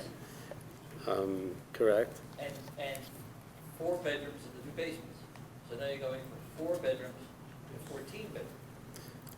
Not, it's the same as every other duplex in town. You're not asking me anything. He's basically building a duplex so he can afford to build himself that bigger house that he needs for himself. Thank you. Plan is to sell one of the units. Right, correct. Yeah, that's the idea. So he can afford himself a new bigger house for himself. You're gonna move back in there, you're not selling both of them. No, moving back in. Right. Right. Brian, is there any way, if we should approve a duplex in this law, building a duplex without the variance to the side setbacks? The applicant did agree to that he would go 10 and 10. But still supposed to be 10/20. Typically, it's been interpreted as when you have the center line, you don't have a combined, so 10 and 10. As opposed to what we've got now, 7.5. Yes. And behind, say 20. Well, behind, the only thing we're asking for is the deck. The building is 20 feet, and we have part of the deck, because the deck is inset, so part of the deck is there. And I indicated if the deck is a problem, they would do it with a patio. They would really prefer the deck, but if that's a problem for the board, It's only 10 feet wide, that. Yes. Setback issue is only 10 feet wide. yes. And there's still 15 feet beyond the deck. The whole issue with the decks was they were getting built close to the property line, and in emergency services, people could. So the whole variance is only 10 feet out of 35 feet of the variance request, which is the width of the deck. The whole width of the property Yes. is 35, right? Yes. The building is 35. Well, the building, there's no variance on. The I deck. understand that, that's exactly what yeah, I'm saying. The yeah. whole thing is 35 feet, Yep, right? So it's only Yes. 10 feet that is asking the 15-foot Yes. variance. You see what I'm saying? And actually, it's less than 35 because you're making it 2.5 feet smaller.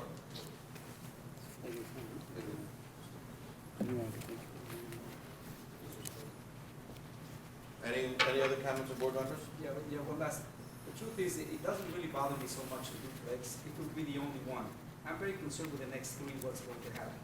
You just tell me the measurements of the other 3. See how far out, if this is the smallest one, I tell you the fact that the homeowner is going to move in, that's a big plus. If you're an Correct. investor going in, I don't know if it will be so easy. What kind of guarantees can we have that the other 3 will not turn into duplexes? Now, what kind of guarantees can I have? I know that. I know that. In other words, what kind of guarantees can I have from you, Brian, that you won't come back to me in a year from now and tell me, well, it's very similar to what you approved down over there. I would be very happy to help Mr. Kreitman out, and I would give you a guarantee that on lot 3 and 4, I won't come back. You won't represent them. Yes.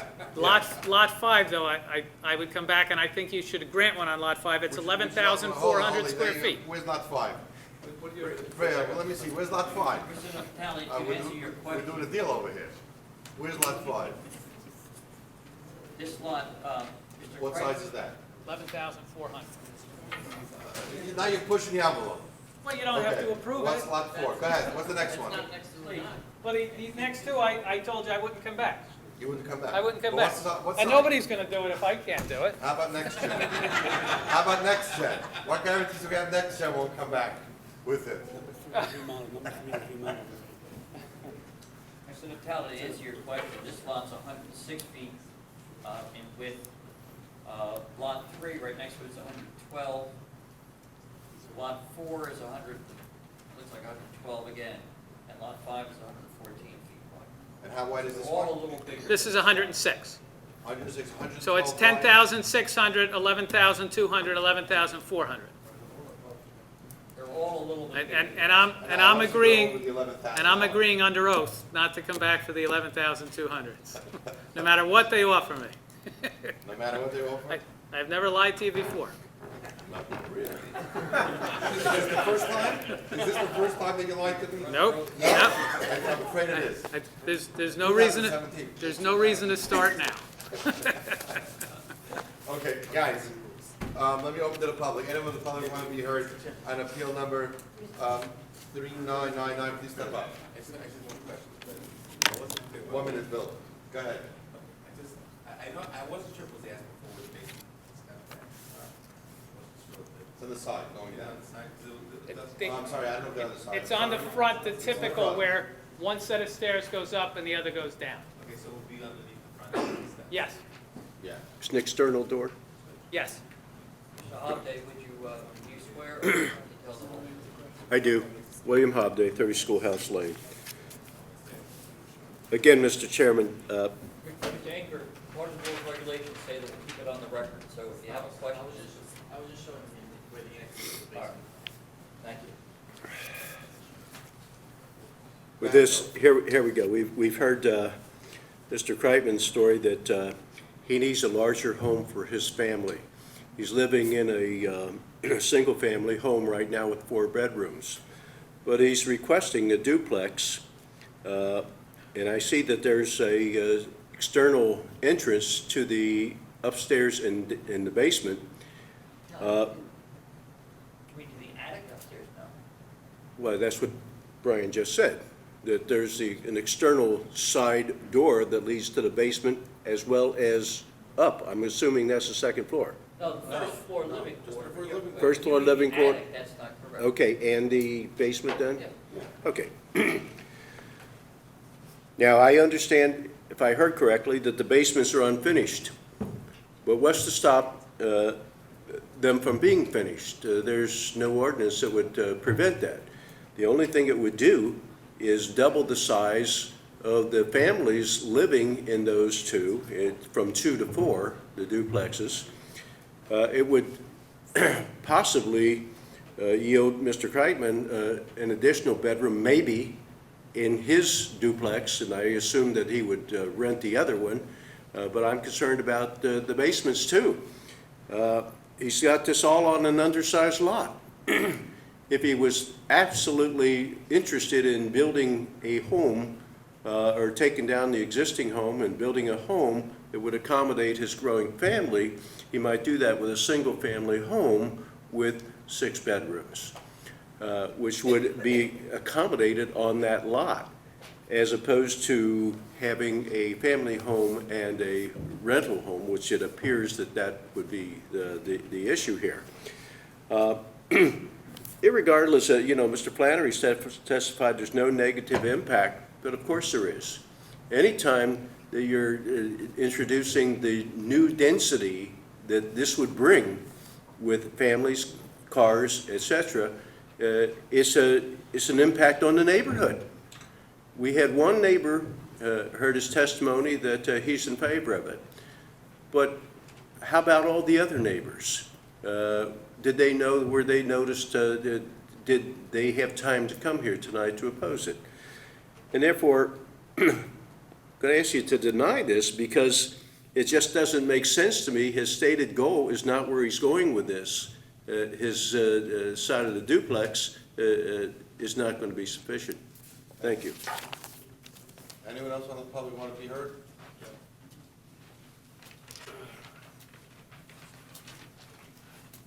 Klein, raise your right hand. Do you affirm to tell the whole truth? Affirm. By the planning board, they also made rules to service the public. But interesting enough, when the zoning board makes rules to service the public, they have to push in rules to knock down the public that they should not be able to speak. And I'm talking about section 5, subsection C, that you're claiming that any person that has. Excuse me?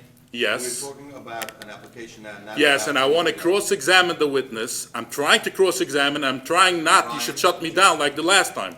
Jerry? He has the right to cross-examine subject to the discretion of the chairman, but I don't know why you're making comments about the rules and regulations, Mr. Klein. Because I was asking questions on a previous application. I'm going to do the same thing now, and I was shut down by the chairman to tell me to sit down without giving the opportunity or letting him answer the question, like the same discretion that you give to attorneys. You cannot say I, as a member of the public, the discretion of the chairman is going to be different than an attorney. And he is doing, there was no attorney opposing tonight, but if he is going to do next time by the attorneys, letting him cross-examine the witness, and me he's not letting, because I'm a member of the public, and that's what your ordinance is stating. The resolution is stating member of the public, not ordinance. Please keep your comments or questions with regard to the application. Okay. That's what I'm asking you. Okay. 3 or 4 minutes as it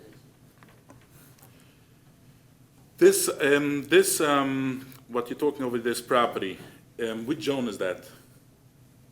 On Henry Street, The application's property, the applicant's the property. applicant's property, R10. R10, and usually when you come to the board and you quote, master plan is stating that it's more housing. I understand that that's what you're claiming over here too.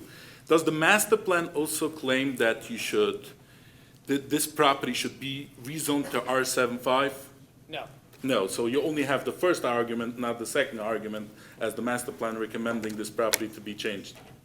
Well, I don't look at, I only have 2 arguments. I have a whole book full of arguments. I understand, In I this understand. particular case, I'm not saying You're only the master using- plan says it should be rezoned. Thank you very much.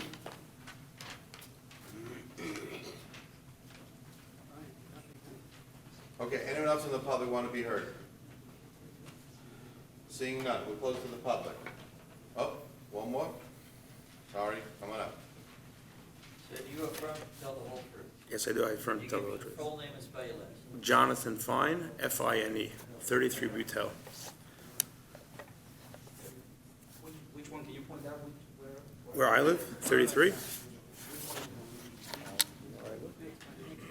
Next.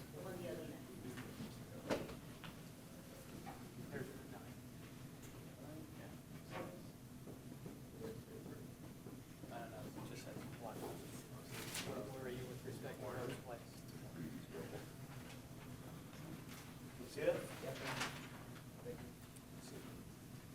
Which one was that? I missed it. Block 419, lot 3.05. In the R75 section of it? No, that's in the R10. Can you, with your pointer, can you point that out to me? Thank you. Was he sworn in? Yes, he Yeah, was. was He he? affirmed. Okay. Oh, so it's the other side of the street, whatever the name of Same it. side of the street. No, there's other, what's the name of the street that cuts? Across Rose Rose Place. Place. Rose Place, yeah. That's a very small street in between. It's really one long block. Yeah, I know, the Rose Place just cuts it, yeah. Right. I know Mordechai many years. We actually were in school together. He's been a great neighbor. Our kids are in school together. I'm just here, it's all personal. I believe it would be a great loss if he had to leave the neighborhood. And my understanding is that this is a way that he'll be able to stay in the neighborhood by doing this. And as far as I'm concerned, and I think I speak for any of the neighbors that I'm aware of, we're all fine with it. There are a number of duplexes on our side of the block, and it works out very well. It's not overcrowded. There's parking on the street. And so as far as that goes, as I said, I have no problem with it. I'm not aware of anybody else who does either. So that's all I got. Thank you.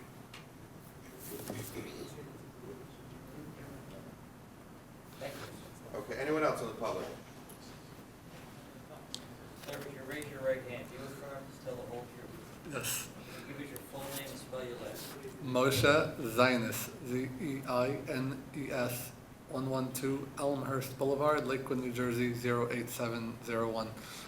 I just wanted to say, I don't live right there, but I have driven there many times. I used to go to a friend's house right down the block. I always had plenty of parking.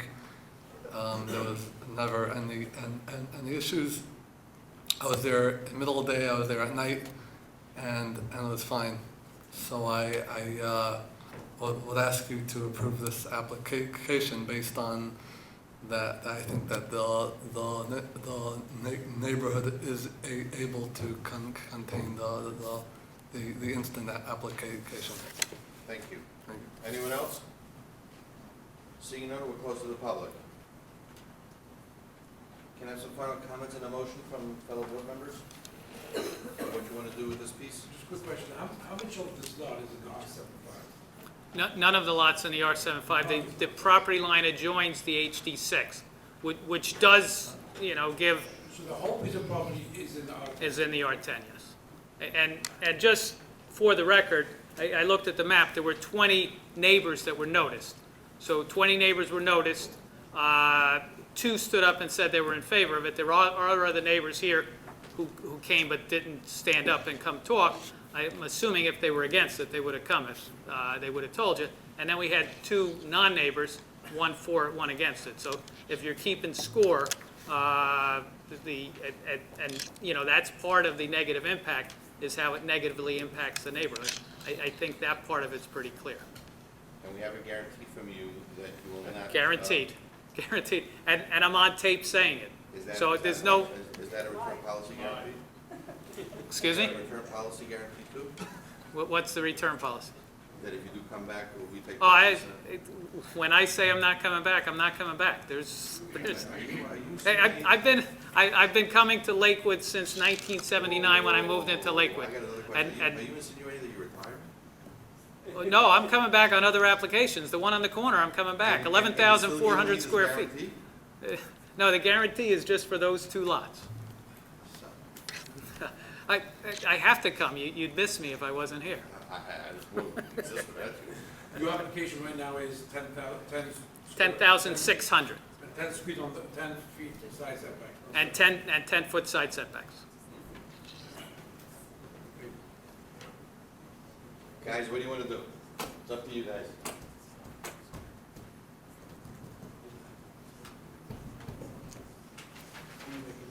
I need a motion one way or the other.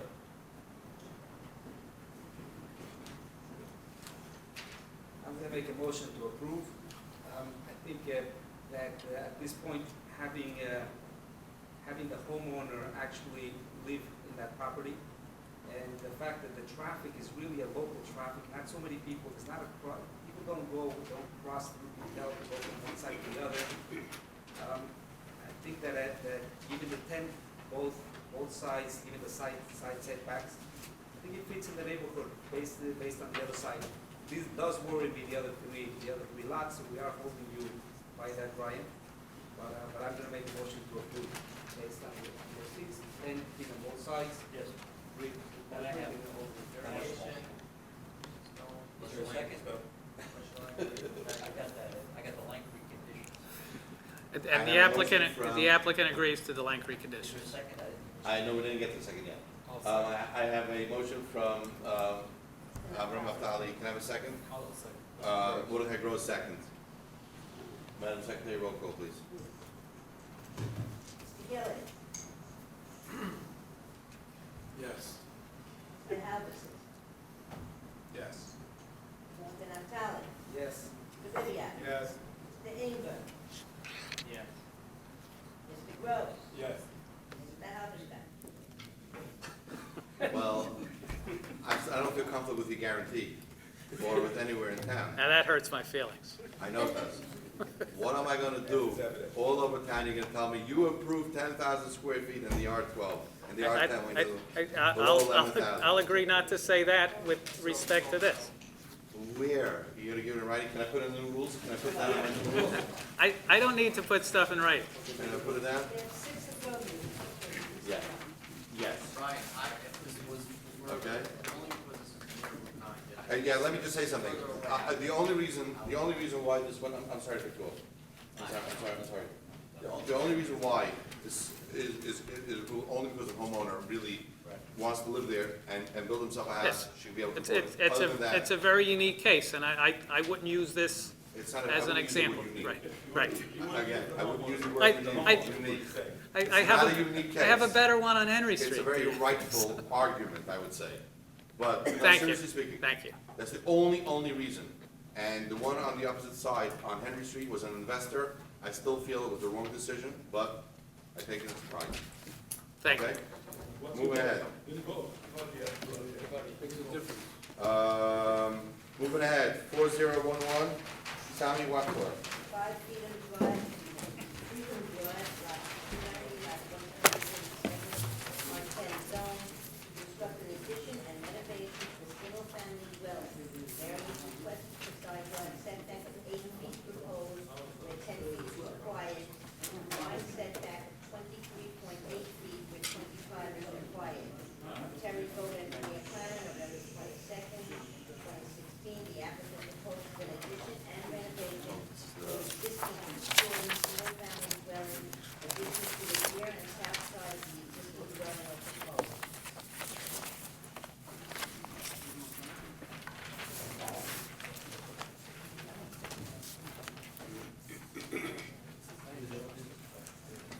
Mr. Chairman, you ready?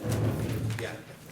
Thank you. Good evening. Miriam Weinstein on behalf of the applicant Samuel Wexler. First of all, I'd like to welcome Mr. Gross, congratulate everybody on their new terms, congratulate First Amendment activist on taking his videos live. So now, in case the board did not know, we are actually live and everybody can watch this as it's taking place. Oh, really? Yes, I didn't know that. I just watched it on my phone. It's very Oh. cool. People don't even wait till it gets posted. Right, now they can watch it as it's happening, live, real time. It's happening, real time. Yeah. 2017, everybody. Wow. I didn't know you were so busy. Hey, I was sitting here all night just waiting for my application Now to you get can stay heard. home, make cookies, chocolate, and come down. If I would have known, I would have gone to the wedding I had to. All right. This application is actually for a simple addition to a home located at 5 Freedom Drive, which is in the Sunset and James neighborhood in the R10 zone, in order to accommodate the applicant's growing family. This should be the quintessential zoning board application. It's an addition to a single-family house that's going to necessitate side yard setback relief. We have 8 feet where 10 feet is required, and an aggregate side yard setback of 23.8 feet where 25 feet is required. Again, this is simply necessitated because the applicant, their family has grown, their needs have grown, they really have outgrown the house. It was a house that was built by a builder. They need a little more space. There are also some variances for an accessory structure, which I'll let Brian address, which is a shed that's already existing. If I could ask at this point to have Brian Flannery sworn. Flannery, do you swear or affirm to tell the whole truth? I do. Brian Flannery, Jackson, New Jersey, licensed professional engineer and professional planner. As indicated, we're asking for bulk variances to allow the construction of a 2-story addition to the house, along with a variance for the accessory structure setbacks to an existing shed that's on the property. The location of the addition is based on the current configuration of the house. If this was a brand-new lot, we could have centered it, and it would have been a whole lot different, but you have a house there. In order to make the addition that he needs for his family, it all logically occurs on the right-hand side of the house. It's a 8.1-foot setback where 10 feet is required. the setback to the neighbor's house is sufficient that it's not putting one on top of each other. If you look at Terry's report, under the variances required, it's aggregate side yard setback, we have 23.8 instead of 25, which is actually de minimis, and the side yard of 8 foot instead of 10, so we're short 2 feet. I have A1 is the map drawn up with the existing house in green and the addition in blue. A2 shows where the property is. It's one house from James Street. And if you want to hear the municipal land use law and stuff like that. I have a question, as usual. Why can't we just come down to a 10-foot side addition and stay within the confines of the side yard zone? Because the room sizes don't work. And in the past, we've had where I said the furniture really doesn't fit. This is a case that, yeah, no, this is a case where nobody's getting hurt, and you're accommodating the needs of a growing family. I understand that. I just wanted to know why, if we're doing an addition. Because the extra 2 feet is really going to make a difference in terms of the sizes of the rooms and the furniture, and it's probably not going to have that much impact on the neighbors. The neighbors were noticed. If they really felt it had an impact, they'd likely have shown up tonight. Can I ask a question? Go ahead, Mr. Gross. The 2 AC units that are currently, where are they going to be moved? Mr. Gross, I couldn't hear that, I'm sorry. The 2 AC units that are currently where the addition will be. Logically, they would be moved in that 8-foot side setback. You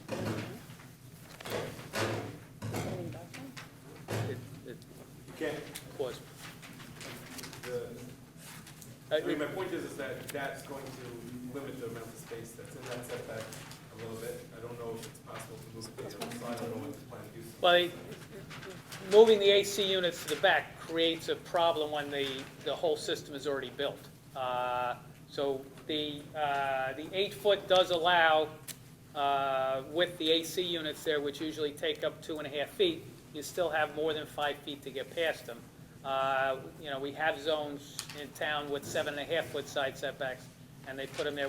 We could do some kind of screening so that to improve the aesthetics of them, but it's really an imposition on the house. You end up redoing a lot of the HVAC in order to put the AC units in the back, and then you have a situation where they really don't run efficiently when they're in the back of the house and everything has to come around to the side. And the accessory use that you're asking for is for the shed that's in the back? It's an existing shed that's been there for many years. And they just want approval of that? Yes. Yeah, we're not touching that shed. It's going to remain exactly where it is. Brian, what does the dotted line depict on your plans? Which dotted line? Right? Proposed dry wells. Oh, that's your proposed dry well. It's a dry well going from the corner of the house? Yes, it picks up the Got it. downspouts and recharges it into the ground. Got it.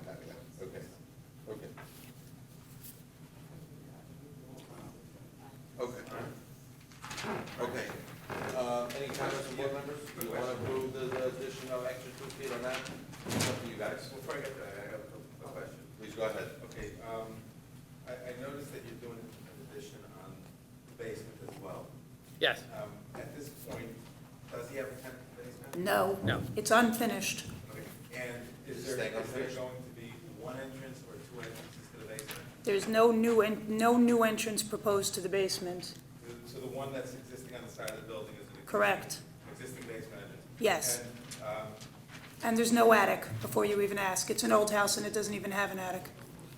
that was my next question. The stairway coming in is immediately after the front entrance on the There- right side. And that's, is there another entrance, is there another stairway going upstairs to that building? That's the only one. And again, there is no attic. These houses didn't have attics when they were built, and we're not building one, so. All right, anything else? Well, for now, I'm going to open to the public. What do you guys think? 4011, anyone in the public want to be heard?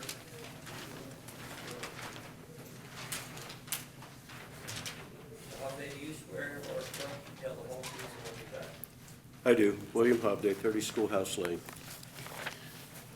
Mr. Chairman, this is an application that the Zoning Board of Adjustments was meant to hear.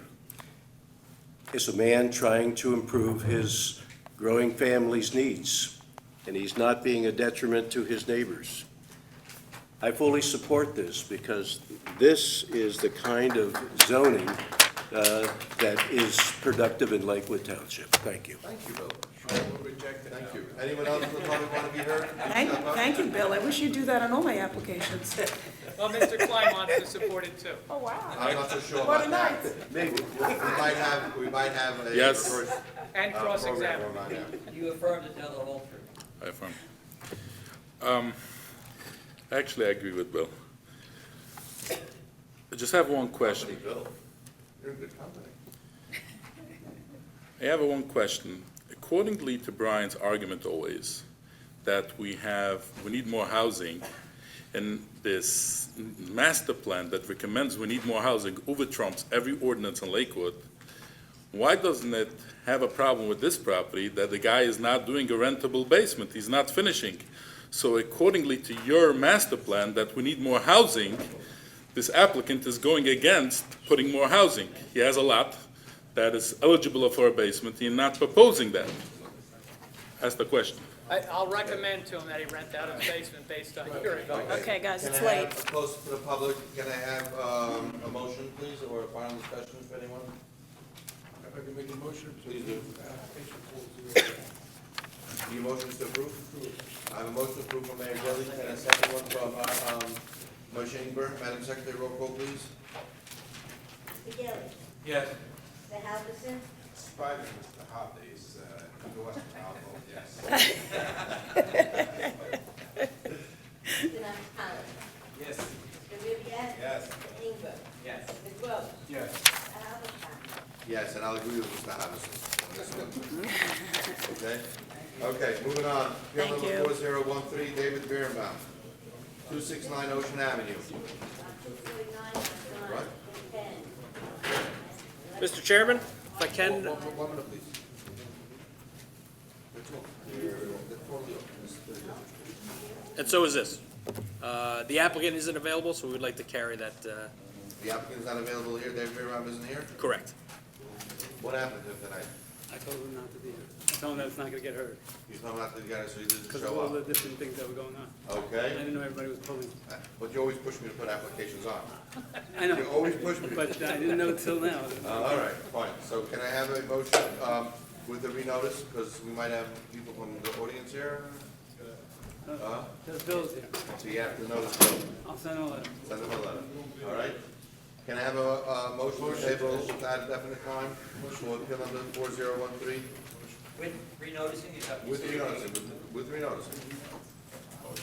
Notice. A motion from Mayor Gelli, can I have a second? Second. Second, who was that? Me. Judy Ribbiat, Madam Secretary, roll call, please. Do we know what date? Mr. Gilli, Yes. Whatever you want. Yes. Mr. Napolitano. Whatever we want. Mr. Ribbiat. Yes. Mr. Inger. Mr. Gross. Yes. Mr. Halverson. Okay, good night. You have one resolution? Yes, can I have a resolution 3991, Aaron Finkelstein? You want the resolution? Pass them down. Mr. Gross should abstain. What? Mr. Gross should abstain. Yes, he was not here during that hearing. Because he wasn't your list. All right, all in favor of 3911? You weren't here either? I put that way to my friend. Madam Secretary, can you read that into the record? There's a live chat. Aaron Finkelstein, 121 Somerset Avenue, block 189.05, lot 148, North End Zone. Resolution to approve the construction and duplex on 10,145 square feet, where 12,000 is required. Okay, Mr. Gelli. Yes. Mr. Inger. Yes. Mr. Ribbiat. And it looks like, Yes. Whatever my Stephen Attorney says when you tell me to do it. Motion to pay bills. That I have to, that's a discussion already. All in favor? Motion to close tonight's meeting. All in favor? Good night. See you everyone back February 6th. Good night.